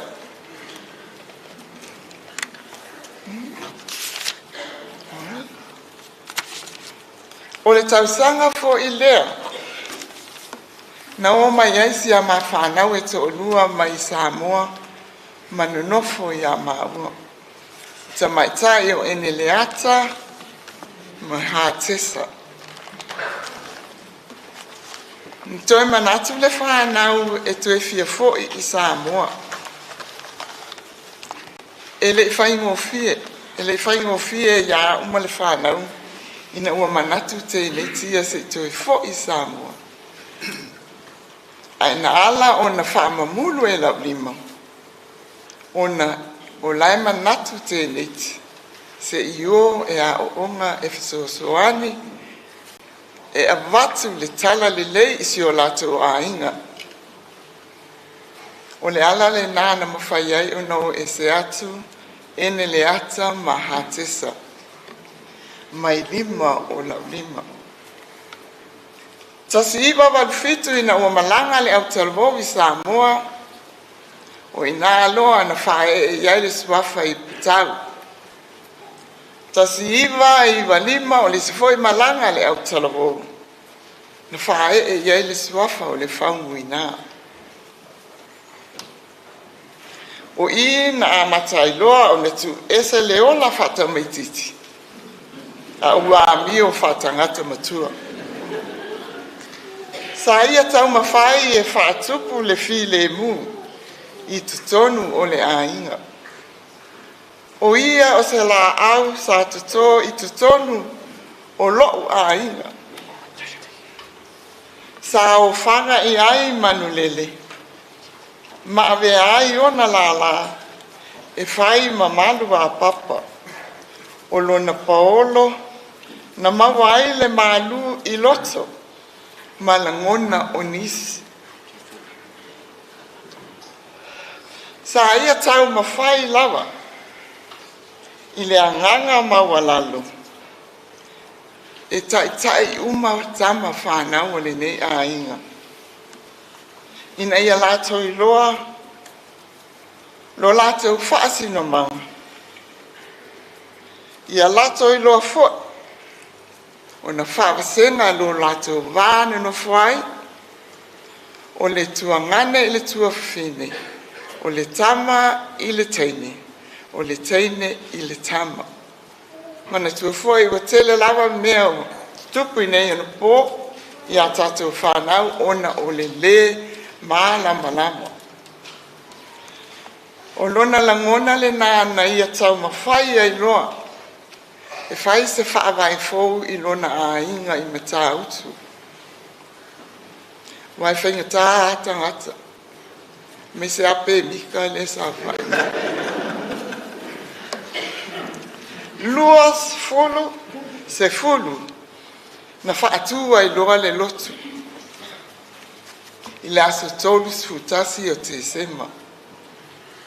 E whaafetai ai ngā lue ngā lofa le atua. Mana whaamanuianga i lona a inga.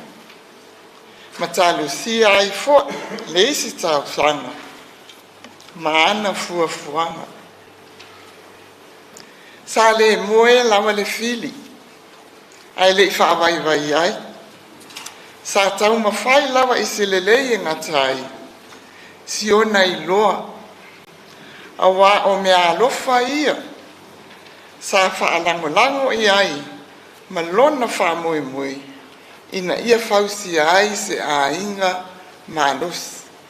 Na tau whaafonga le pese le na usuina le po. Le aso lulu. O te whausia se a inga malos. E ola matutup. Fia i le ali. Le pese na ia. A oina. Ilona a inga i le lotu a mata. Le lava lai o mai ai nei. O tae au le lotu. Ale a inga. Se i o mawhau po te alu lai ai.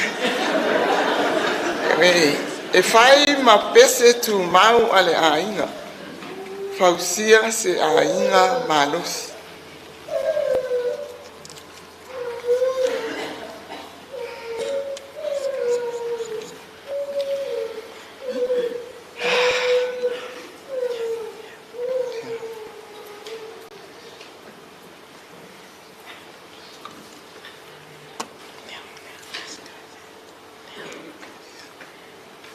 Ele ilewa o nailoa ua mai Laulima.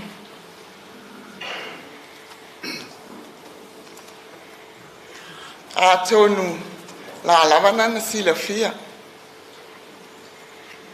Ai le mawhai lava o na alu i whanua. Sa whai pēr tonga whiti. I isi fo inga se ngase. Tulona pei o le tale. Ia o le koko maununga wai mau mai tātou. O tonga whiti tu mawana mafuana au na e inua ia so uma.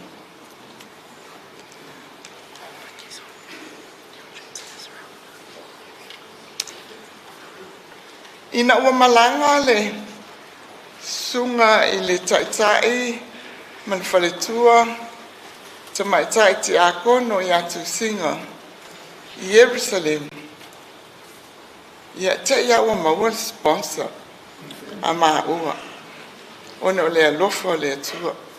Tau sila ane i le ata le na inunga o lo na pusa, o lo na ofu le na tofu wai tutonu o le vai o Yoritana.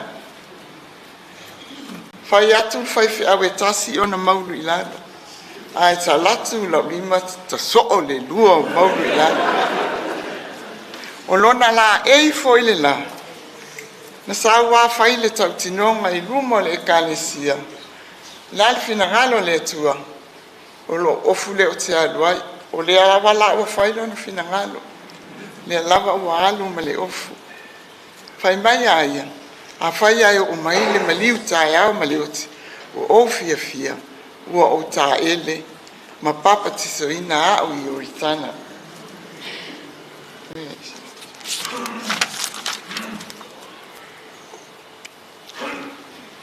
O tala noanga labo le nei vai asu. O tala lava e winga. Isi o na lau mata fia. A wā a lau tulo, a lau atu le ulu tula e nisi a whamai. Aua. Aua la wa ai le ulu wa ai mata e mata pepe. E nofo a ia ma vivi ia o ia e au lelei. Ma te whai sofo iai. Lima, whamole mole whapa ua pauna.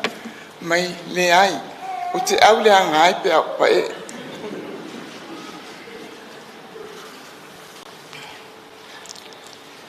O le toe aso, ma le vai aso na mai ai, i le whale mai. Sa whai pēr ma o tilo le whamalama. O le pēna lea, te whawhitaia ia Teresa. O le background o le pēna lea. Tau te sila ane ai i ao ma le laina lanu blue lai e tutoni. O le vainga na i aso uma ia na mai ai. E ngā solo ane lava le au. Ta ia wa tū o le au.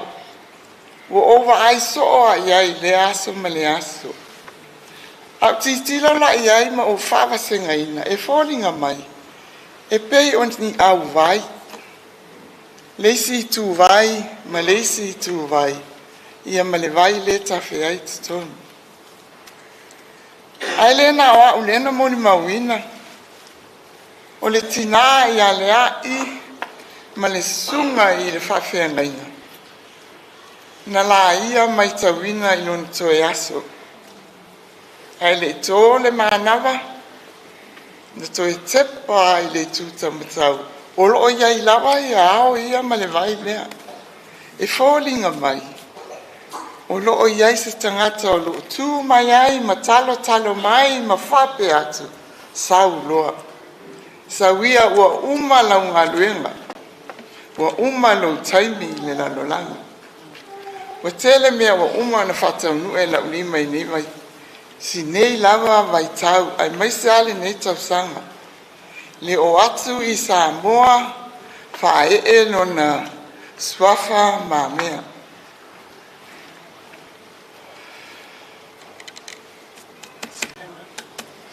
Ia atonu a wa hoi rota atou Facebook ai o whapea oka tu a 5 masina a leo maliu. A o lau tala I la o tau whafonga wa umanga luenga na tu mai e le tua mo ia. O lea wa no folelei lo na ainga matautu. O si o na ainga ngangaifu. E file mu wata ngata. Si o na ainga lea. A o le ainga lea o tai maria pe mita. O le ulawa wale I o tangata. Lea lawa lasa I o tau mawhai iai. E whaafile mu I o tai maria ta pe mika. Wa o ia le mafu o anga o mo mea. A tonu la ua tali tonuina lawa le ainga lea matautu. A tonu foi ua uma o na tuto e Laulima I fina ngalo maloto o ona ainga ngalua. Fia I o Laulima e osi ainga pe o na taua. E o lava I si o na ainga whatau waa I a whenga. E fia ia iai. E fia lava ia e osi ainga. E le ngatala I ona ainga. Ni te ua whapea aina o le ainga o Laulima le alu e lo manos. A o to tonu o lo ainga. Ia pe ona o tau whafonga. Ia ia na tama whanau. Ia ia na tama. Sa ia usupo I le tai au. Tolu wha I le Mamea man tua foi turners and growers o le market.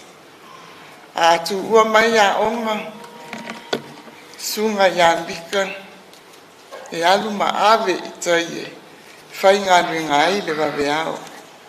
A tua maisi wainga lava o le whanau. A o le ainga o wau lea. Le ainga o wau e tamaiti nei le na alu ma ave. Ona o le manatu. Ia ola manuia whanau. Whanau ono na ainga. Ia ma whanau o si o ainga.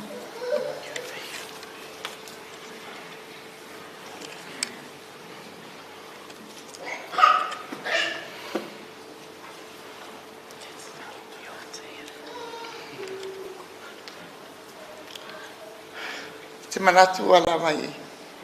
Laulima.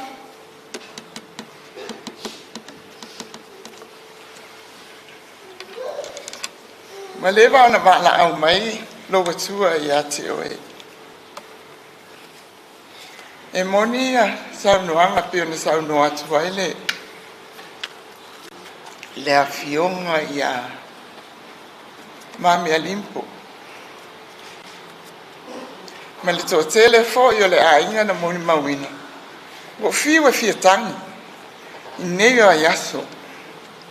Ai le ma fai ona malingi o lo I mata o tele I lope ai sea. Fai mai le sio. E se lo kele. Fai aku ma ai oe. E ala na o lo tele. Ona o lau whanau. Ai sili a. Ona o mana o te lo tele. Ona o le au ainga atoa. O le mafua anga le na. E o mai fo iai le nei tai au. Lea lawa e maua lo tele. Vi ia la le atua. Ona o ia malo na lofa. Lea e mafua ai ona whawhia ina pea. Lo nei loto. Laulima ai. E le pule au I lo wola tate nofo ai pea. O le atua. Malana pule faitotas. O sila fia e le atua. Wa uma le ngaluenga na e sauai. Lea ua maopopo mea uma. Ai o lau tatalo. Ia e moni. te le toe a ia i le tūlanga le lo pa ia o ainga na lua. Oi, ia inga ngā ngaifa ma le ainga matauti. Ai wha mole mole. A whai o ani ngā luenga le lei, na whai e Laulima, a ola, ma tātou militino whatas. A moni lo o tau alofa, wha mole mole, sāba wali ai ma wha o ngā. O le wha naufo, o te le tāo fia. Pule o tau tamaitia. Ai awal ma ta ua mai ni wha la vilawe wha mole mole.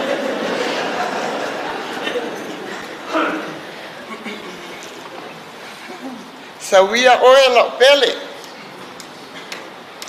Fo ia tuia i lo wali i ma le fia fia. Awa ua mae a le fea. Ua e tau le tau le lei. Ua i ui ate oe le tau sinionga. Awa sa e tu mau lava i lo wha atua tua. Le fala lea na e fufola. Awane lo papau e whawhau ai. Masili ai lau ofi. Malo le tautai mata pala pala. Awa fo isa e tautai na maua ia. E whawhanga ai lo ainga. Masi o nei ainga whatau waa. Ato ai ma le tautua ina o le ngā luenga le atua. Ua loa ona e whaia le whaiva o le tautua. So o si tangata e o atu i lo tātou whali. E le tai o na whaa le tonu. Ai o te leilo fo ipe ai se a lava. Na sola susu ai e le ai masitala. Lei masitala ia tea. Ai tala noa mai lava fo ina ia. A whaia o te oti nei. O walu malie i le tau singa le whanau. A ole nei vai asu. O ona fo nei ma toe maanatu ma o mai tauina. Le mafua anga o sola ai. Na manao Laulima, tulau na ia swafa Mamea Faumuina. Ai lango Laulima le na mawheroa ia. Le nei lava vai asu. Titi lope iai ma o tō manatu iai. O lea ua maliu, wana tama whanau ia tulauna. Mika, o lana whaifi au. Na te tanua ia. Pau niu, o lona manu manu. Ina mana o e. Isa we taatia i ai le mano lo, pe i ufoina ngā ruenga ale sunga ia pau niu. O te whawhitai ala. O te whawhitai i le atua. Maana whamaunuianga e tele ia. O le mea sa o le iloa, a le o whapupula ina iai o mata. O le mafua anga le nā, o le nei tae au. Fo ia i nā malolo. Ia, ai se i toso mai le whala ma toe tā ai.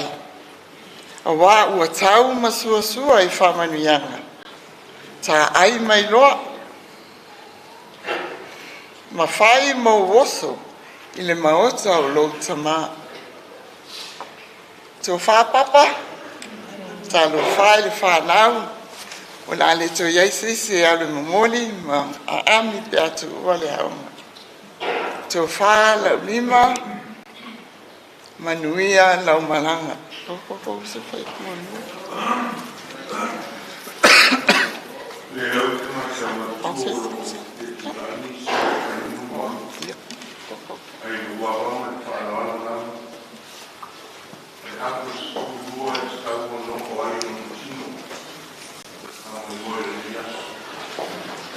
o leo te tausanga tuai, le nganga maulana, le aisa wanoa whamulmole, wa al taimi titi o lo tutoe, o le whaawawina o le tāpua inga, le vangana ai, le moni mauta penaina fuafua pupu, tau ai na utou whaakatoa, a le kalesia, nei aso. Ai veia fule nei taimi whamole mole lawa, pai atu ai se whaasili silanga, a mai ane tātou sauninga, whamole mole, na tō mori atu leo lo tō pa ia man malu le hola le kalesia e whakasai o tau. E tali atu ai la o tō tāpua inga. Ai nā o tō sifuru lima marta avale lima. Whamole mole. E nā tō te mori nātu le sā. O le toe sauninga. O le tamā nei. O le whasisilanga lea e le ngata mo le lo tō pa ia. Ao se tala mai foi lea I o le fale o lo fōfō iai le malanga pa I ui ai le nei aso ia malo whaaloa lo lama mo I whini pa monmoni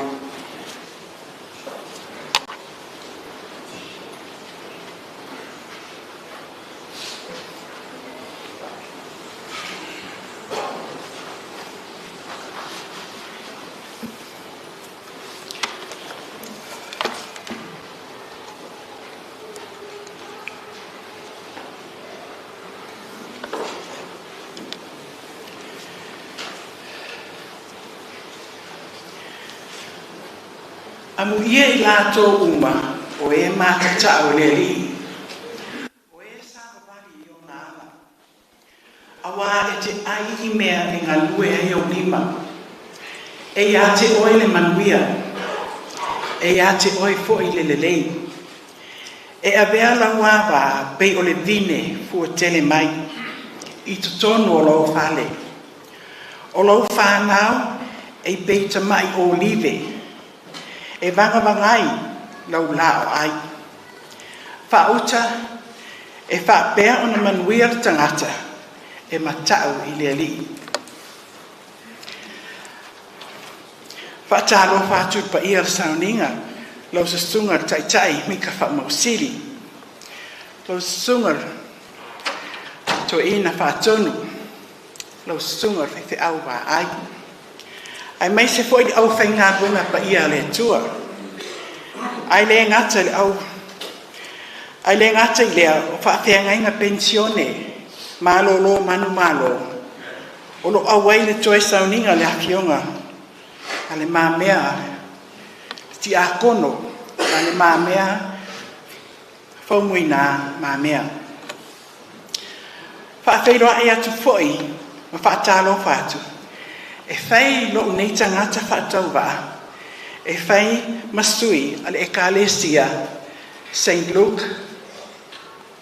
Ekalesia Berberiane Samoa St. Luke. O ainga na lua. O le aleo o lava se tala I o tō pa ia masa. Ai maise o le pa ia ilangi. A wā le tu ua na malo. I le sasunga ti a kono. I ale Mamea Faumuina.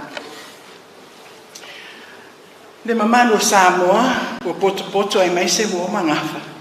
E whaamali atu, ne I se sa utala I le awhionga le Mamea, ona o te māsani le ngoa, o Laulima, o Blackie. Se mawhitanga ua tele na watau sanga na mātou mawhitanga, pe ona tō si la fia I le muli maua tina ainga. Na amata mai I le PIC Newtone. Se I mātou amata ina, le isi ngā luenga fōwal e ale ali, lea wa whaingoa ina e Kalesia Periperiane Samoa St. Luke. E le tau whailoa le soifua tau tua le Mamea, o le nāua o tau si la fia. Tu mai tālonga le nāua o tau si la fia ina.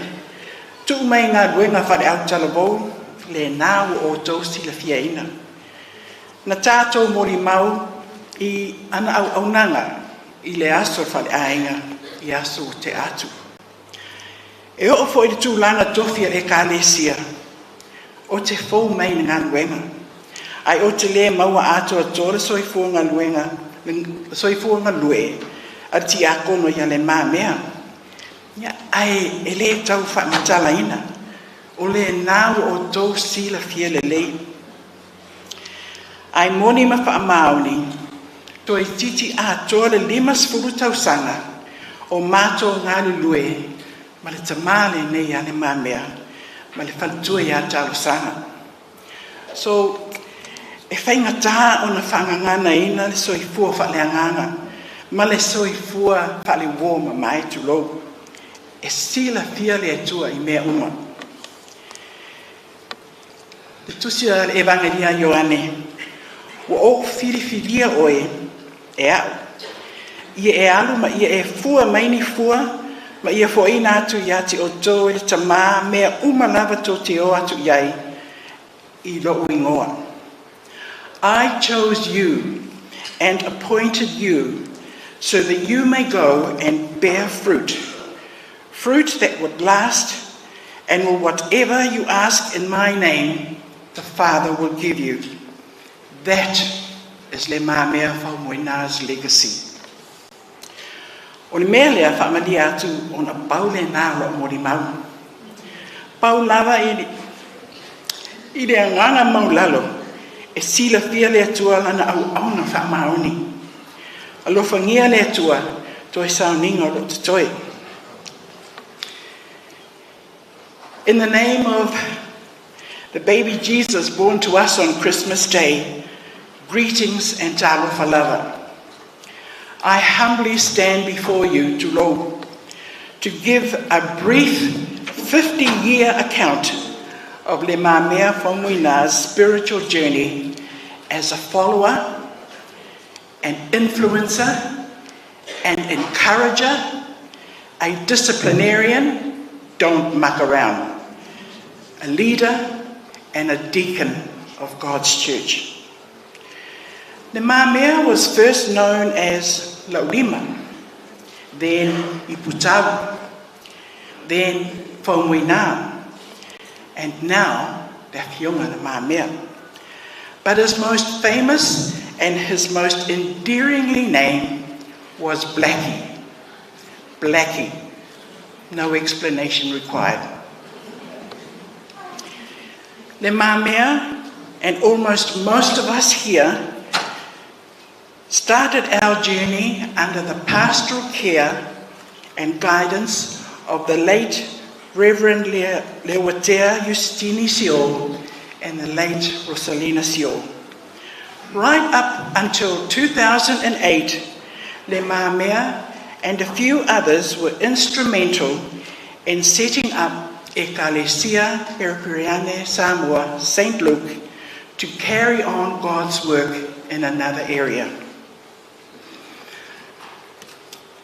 Thoughts and emotions can't make sense, or we can't process in trying to express the Mamea's persona. He led by example. He was a man of vision, always wanting to move forward. His statuesque presence you never missed. His smile, his tears,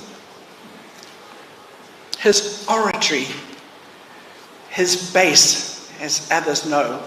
We miss his bass, which is why we're not singing very well these past few days. And his love for sport, Kiwikiti. There is proof of his love for this sport. At one time, the Mamea wanted to conduct the choir of one of his most favorite and popular hymns. But his daughter, Te Maliana, was it Lea Dad.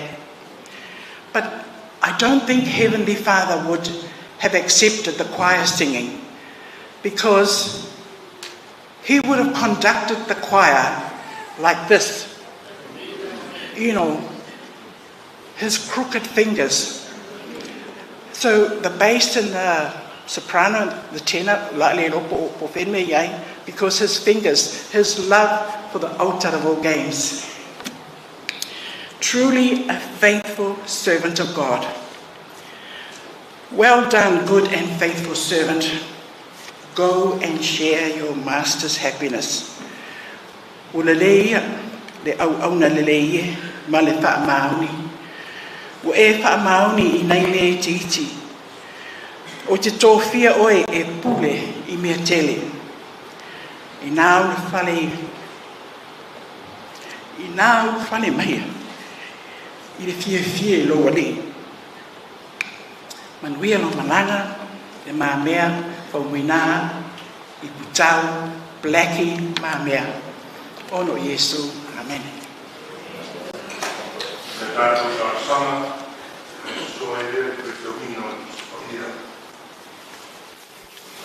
Tātou talo.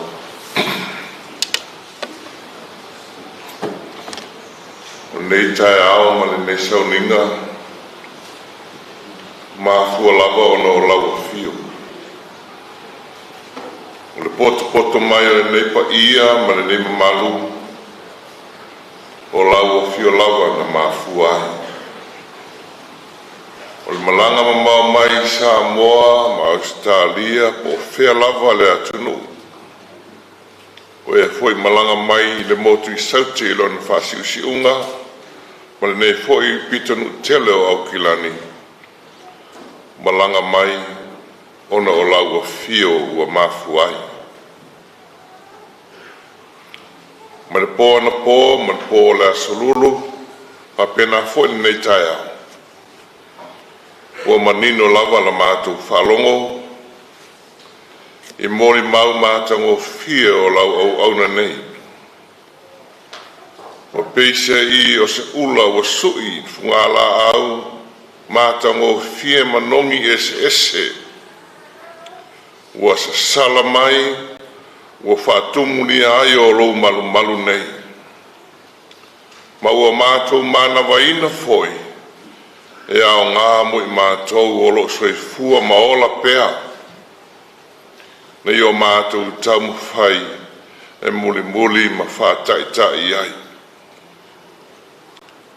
Oi tu aso foi whapenei e, ma sanira mātou whaitau whapea ua ngā olo saa ia sa tuala. Pa ua tō foi le timu. Ina ua tō ano le whanoa noa ma le whaavau o lo loto. Ono se sa pele le mafutanga. A ua wala au I ai lau fio. Peita I le atua, le nganga o lau fio lo whasusulu mai. Ua whaanofo file mua I loto pongisa ma loto whaavau. Le tala le leo le ola ma le soifua manu malo keriso. Peo nā fua mai le whamana tuina le nā kerisi masi I le vaiaso. Te nei, ma le nei vaiaso. Aina tau alunga lawa I le sa tauro, le maliu, aina toe soifua manu malo. Ua pua ina mai ai le mana waola whale anganga. Mo tangata whātua umalawa, pe i ona mālie au whetalainga, e ui ai na oti a e ola lava e whawawau. O le fianga leo o so se tangata whātua, le whaolatanga e le whapito I se tangata, po se kalesia, po se lanu. A le whaolatanga ma le ola e whawawau. Mo tangata whātua umalawa. O mātou whāto ese ma whamaulalo. Wa e leiloa le tangata o na se mo na whale tonu. E le aia se iota e tasi. E lilo lau sila whangati ma lau sila whanga ma malu le atua. O mātou te talo mo lau whamangalonga. I lau au na o lo mātou tamanei. Ai meisei mātou umalawa ua poto mai. Ma māma mā ngalo I mātou I lau toto keriso. Le eise mālosi o le tangata I tuaso whaingatā. Ai o lawa fio e mawai le mālosi moni. O le olo, o le papa, o le sulfa inga. Mātou te tālo le atua whātumawina lau whamaisenga. Tina ia talosanga o le whanau o ainga o uso matua whawhine. O wōma e masani ma le au alolofa. Ia iai lau whamaisenga le atua. A le malo e whawawau ma le nofuanga tu mau e patino lea i lau fio le atua. Ma lau whamasinonga mi tonu. Ai mātou talo pea, whai alo whina ngalo ma lau whaiunga. So i fua whale nganga o lau au auna nei. Alo whamai, whamanuia mai, le ngato i mātou o poto le nei taia. Au nei a inga wō, ma au mea mamai. O e ua le lava mai, tua ngia we sila fia man vava mamau. Ia pa i atu ia i o lau whamaisenga le atua. Toi sauninga o le tamā, la fua i lau fio. Whamamalu, a taita ina, ia i ui le manuia. Nisi o mātou te talo. O le mamala au e ala i lau suafa Yesu. Amene.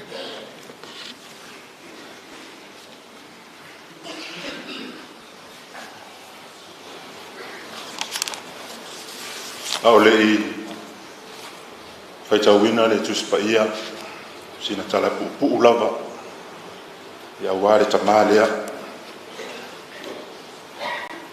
ia o lo'o ma whaatawhea ma le tōlua ma le whanau le e whakasā i lalo manu wale i pata ia po LA pe a whapupu o le lupe whaalele al toina lea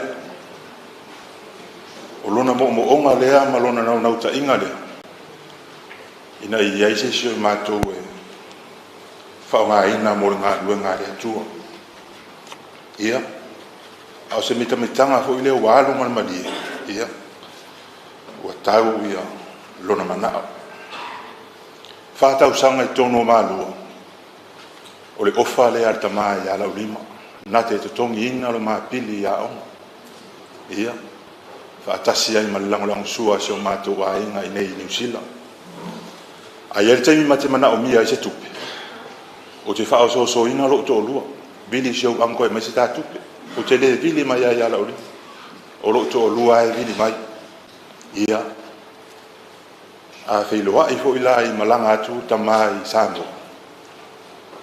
E matua whamimita e tamā lea se o to lua. High Princess. Ta i aure leile wharetua. I ona mo ngā lofa, whautua mai au ale ngā ruenga.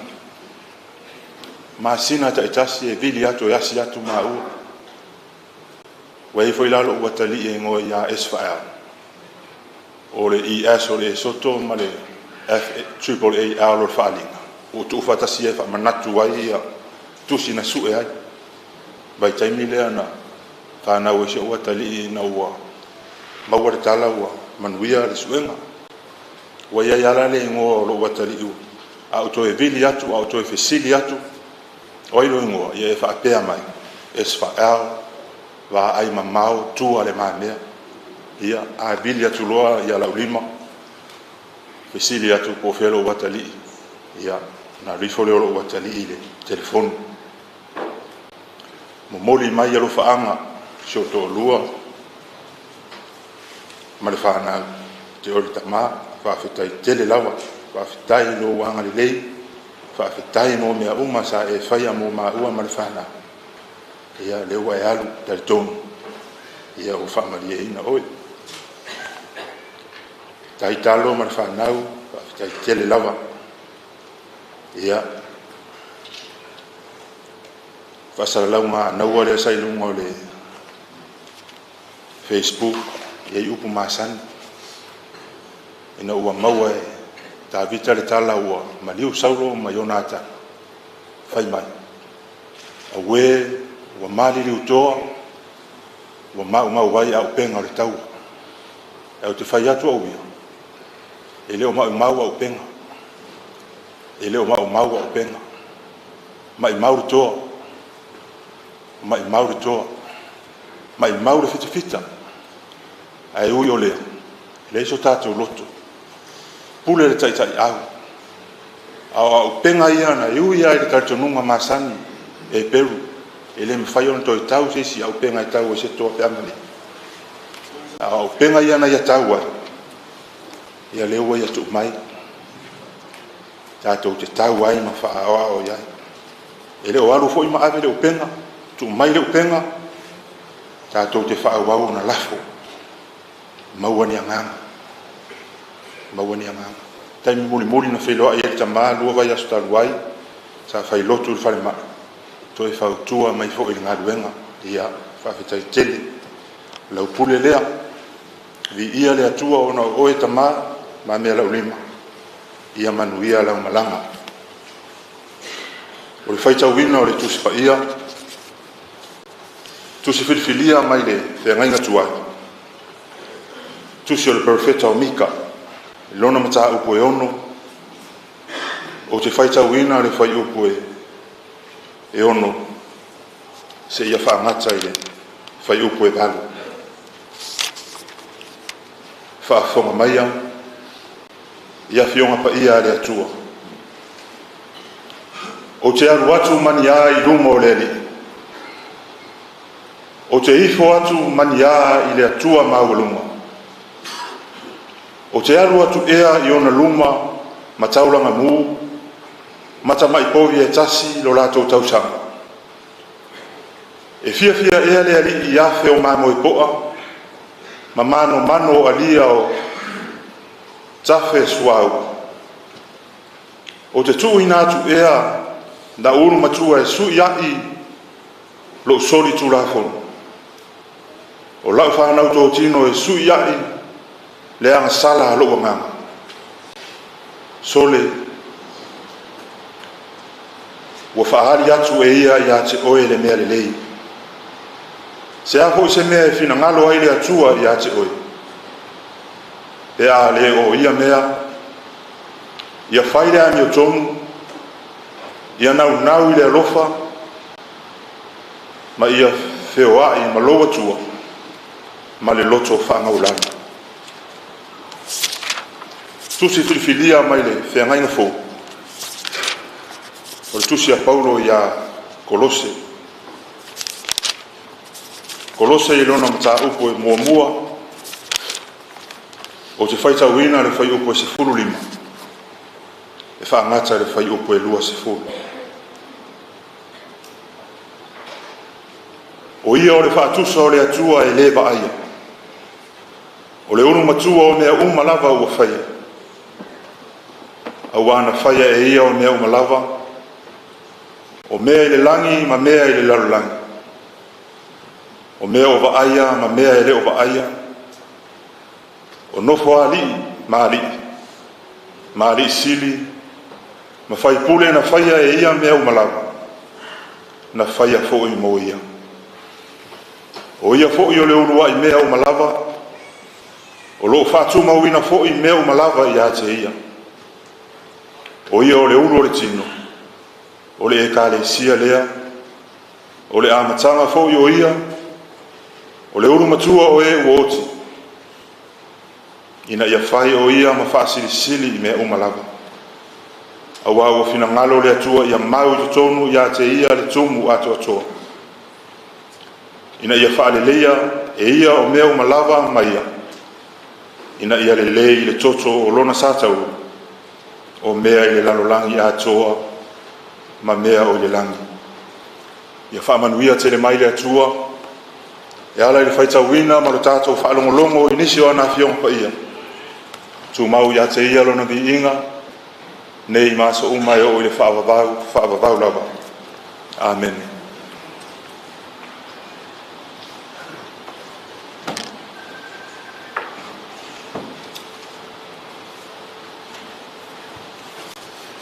Nei atu sunga le toina, pe foi sunga ta whengainga mole, langolong sua le te ina o le tapo inga le nei asu. Nā le fitua minute ia te toi e whai ele launga. O le launga sua forta mā le alo ma le anganga pa ia. Amen.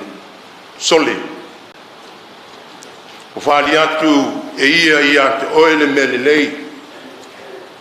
Sa foi se me fino ngalo ai le ia te oe. Pe a le o ia mea. Ia fai le mi tonu. Ia nau i le alofa. Pa ia feo ai malo tua ma le loto maulano. He has told you, O mortal, what is good, and what does the Lord requires of you, but to do justice, and to love kindness, and to walk humbly with your God. Le autua le langona le neitaya o eo le tausimea le atua. You are the custodian of God. Just briefly in 2 lines for the English-speaking groups and friends, custodians is a gift bestowed by God upon you. You do not buy it from a shop or anywhere. It's a gift. But that gift appears to you through the wealth that you have. How many cars, how many houses, how many sons and daughters with degrees, and so forth and so forth. They all belong to God. God has created those and give it to you as a custodian to look after. And when we talk about this custodian in the spiritual side, God moved back a little bit. And he said, as the prophet says, what is the Lord requires of you? It's your own decision. It's your own goodwill to do justice, to love kindness to others, especially to God and your neighbors, and to walk humbly before God. O le au te lena le nao le laungo le ne yaso. O oe o le tausi mea le tua, sa ia se tama, so tamana, o la mai, o lona tofi te tono le ainga e pe fōringa o se tausi mea le mani tō tau no fili le lua. I tapenanga un whaalolonga ma se mo le nofo i whatoia. O ia e tapenaina le suatai al nofo. Sila fia le leia le nei tama, le lana tapenanga. I le laulau ma te unga uma. O le fuafuanga uma e whai tō tasi lava ia. O le fitalo, o fuauli mapo le lei. E valu ma mātou e lava ina a mole mole. O le lau whao, le lau whai, ma le whau e sai ai. O lana fuafuanga pe o se fuafuanga e iaisona whātau tau. Pe iai se formula e tā pena aira na ngā senga lea. O le suawai e whai lava ia. O maa asa e feula ma feula se i vanga nāu o le aise pepu. E tā pua ia ma patipatia e o mātou tua a mātou tua lona whaiva. O wafo i o le uli. E whai ai le fitalo. O le fufonga tau mafua lea ma le maoi o le malitoa. O le lima toanga lea o te whaingoina o le tausimea. Lana soifua tausimea i le matai. Ma le li. Yo tuua e amtangi mila whamausilong pati to whai ono. Lea tofi taua. Sole. O whaali atu e le li atu oe le melelei. Se a foi se me fina ngalo ai le li atu oe. Fesiri le whaisalamo. O le awama le tani. A mi o le lei. O hai ea se na te mau. Polinga o le a mi o le lei. I lea fesiri. O le tofi malo wala uina. O ai se na te mau. Whamanatu mai ai a te tātou. O mea lele uma tātou te whaatino ina. I le soifuanga le nei. O lautali lea i le tofi wala uina. O e malau au nanga i le li. lau tau tua whaalitino lea I le tua le vaia. E te whai taulangai I lo wali o le tua na whai oe. O le whai le tangata soifua. Ai olonon whaanau naunga ia avea ma vi inga ma whaaman sina ina e mo le atua. O lo tāpua I ai. Ai tu atu o nā tāpenanga o le whamoe moe e talusia. O atangia atu ai whoringa o le atua wa tuu I ante ia. Ma ia longo atu I whale uma. Se I whaaleo atu I le tangata lilo. Le malu o le atua. Le whai mai ai paulo o tau tino ma o tātou tino o le malu pa ia lea o le atua.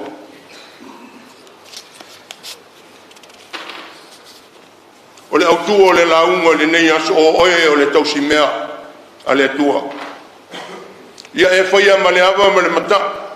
E te tautu ai le loto atoa ma lo nganga atoa ma lo malosi atoa o au taulanga ia I le ri. Ua o mea ia e fia I ai le tua. Tula I mai ai le o sili. Pe whawhea o na tātou whātino ina. Tofi o le tausi mea. Fina ngalo I ai le ri. O ni tani. E ao na ewa aiane I ati oe lava mna le mea lofa le atua o I ati oe. Ia e whapeifo fōringa o le atua lea o te fōringai. O le finangalo le atua ia e alofa atu I le atua ma lo loto atoa ma lo wanganga atoa ia alofa fo I lo tua o I tangata. Ia alofa I le o lo mau whatasi ma oe. O winga ia o le tausi mea le tua. O lana tausinga ia tutusa tangata uma. Ai o lana whaiva lea whalitapo inga. E maku ai o na ia nau. Ina ia sāwa wali a inga ma whanau le tala le lei. O whatu seina ai le tausi mea. O le waa le whatau oa. O le waa le whatau oa o le tangata e tapu tenina le waa e lotu tele. E lima fuai. O le la au tele ma le totara. Pa ukuina e nisi le pola se ruru. O le rapa kō.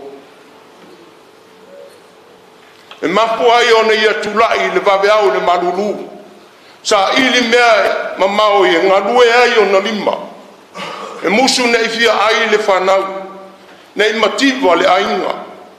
O ia te ia le o lima e whasoa so ai. Le anga le leio le atua whai. A o fwoi na tofi ma whaasina sino. Le au nanga warenga ruenga le ainga. Le ana o tō whaafonga. So se atali ia maso se awhine e awhea le maota lea o le mamea matalo. Le whaatonunga tautua nā le ainga. Ia whai o tō ma matai le lei le lumanai.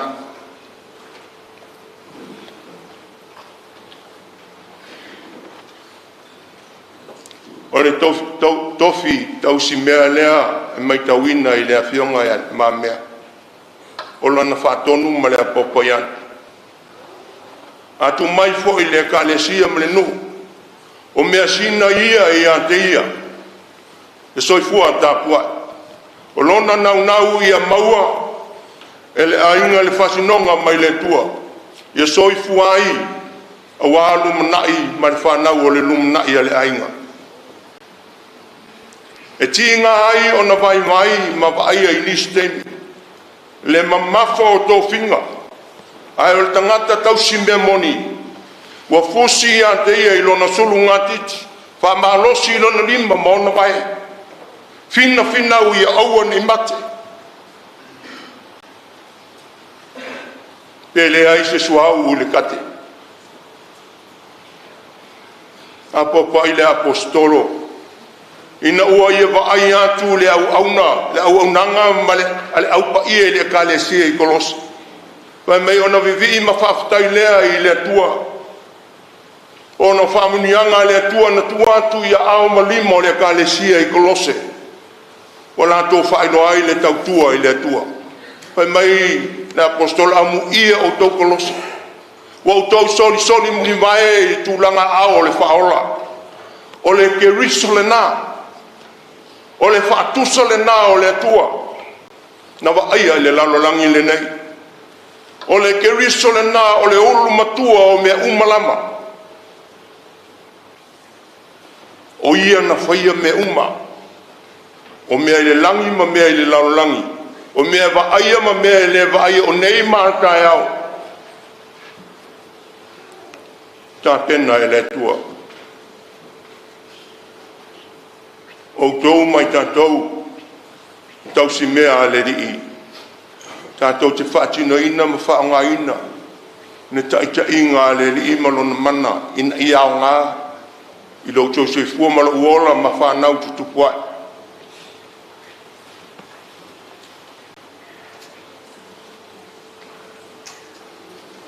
O le io o il perfetto. A le ua umani taimi. E tau ia ina o whapeane.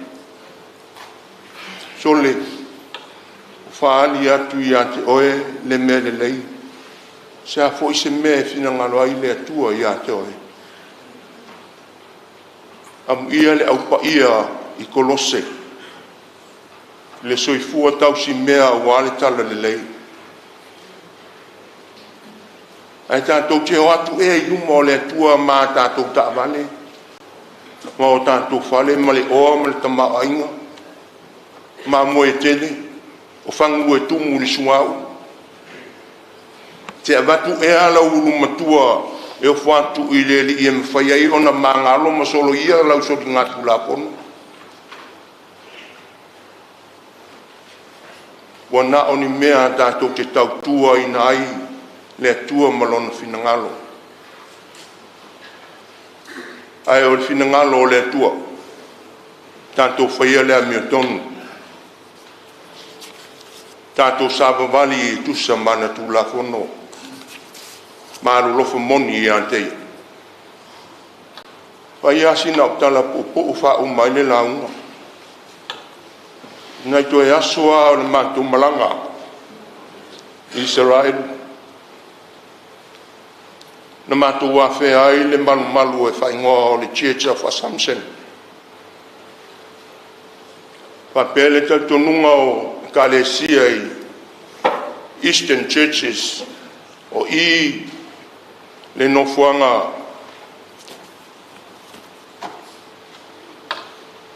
ma le tunga mau o Maria le tina pa ia o mātou tau whatuli o wa o whaisina tuai a sa masani ai le mātou malanga o ma ua e muli muli wa fo e whaia o mātou to wa o tope la o titilo mai tu o le ese mamea manto o ta milo tu tonu o le falsa e faisina tele o le se fulu is 2 minuti manto te foi mai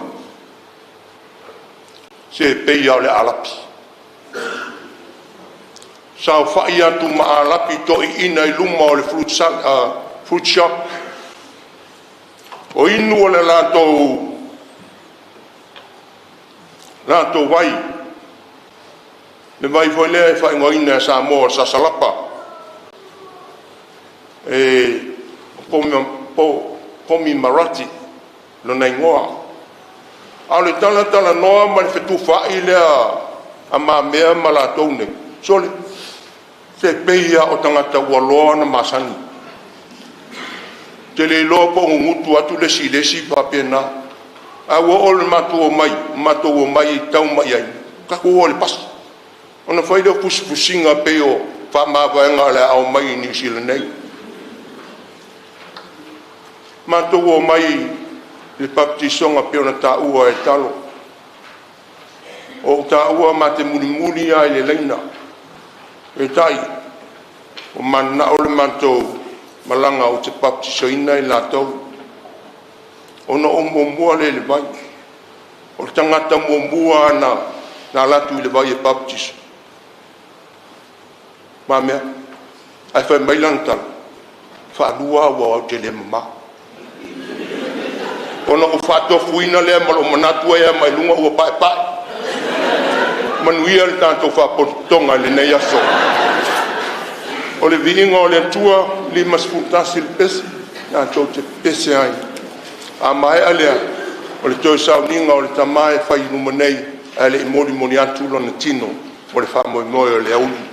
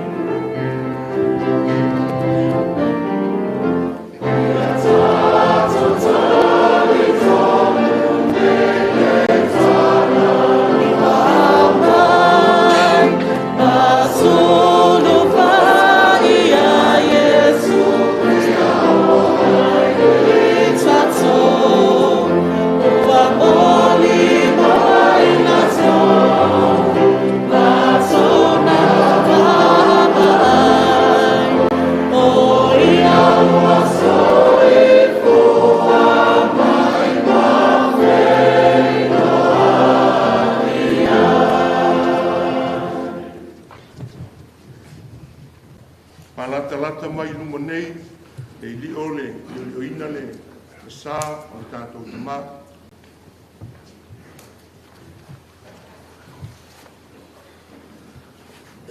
Au ai te whewhe, o au le mo mua ma le mumuri, o le ola nei lawa sa o oti, te ola e whāwawanga.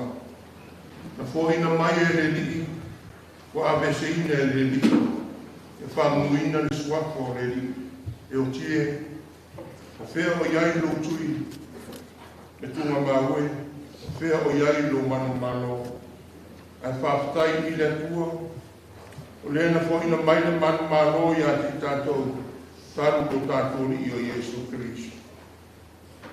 O wā, o le kule tonu o le atua, i lona alofa tuno tenu. A wina atua ia te ia le anganga o lana au auna nei. O le wa tuina atua i lona tino i le whaefu e fuina. O le lefu ma le efu. Tātou te tali tonu ma le matua whamoimoe le toe tū i le ola e whavau. Ono la tātou ni i o Iesu Kiriso. Le nari ua o tātou ni tino wale anga. Ia whai e whatatau i lona tino mata mo pie. E tusa ma le mana na te mawhaia. Ono whātou i lalo i nai o mea uma i a te ialaga. Le Kirisoe, o oe o le tupu manu, o oe o le alo e whavau o le tamaa. Na e manu malo le tinga o le oti. Ona whaabano ina lea e oe o le malo le langi. Mo tangata whātua o malama. O le a tātou te talo. E atua siri e siri. O le mariwa o ngau vele o Iesu Karisto, a whātou i lawa i nai o ti.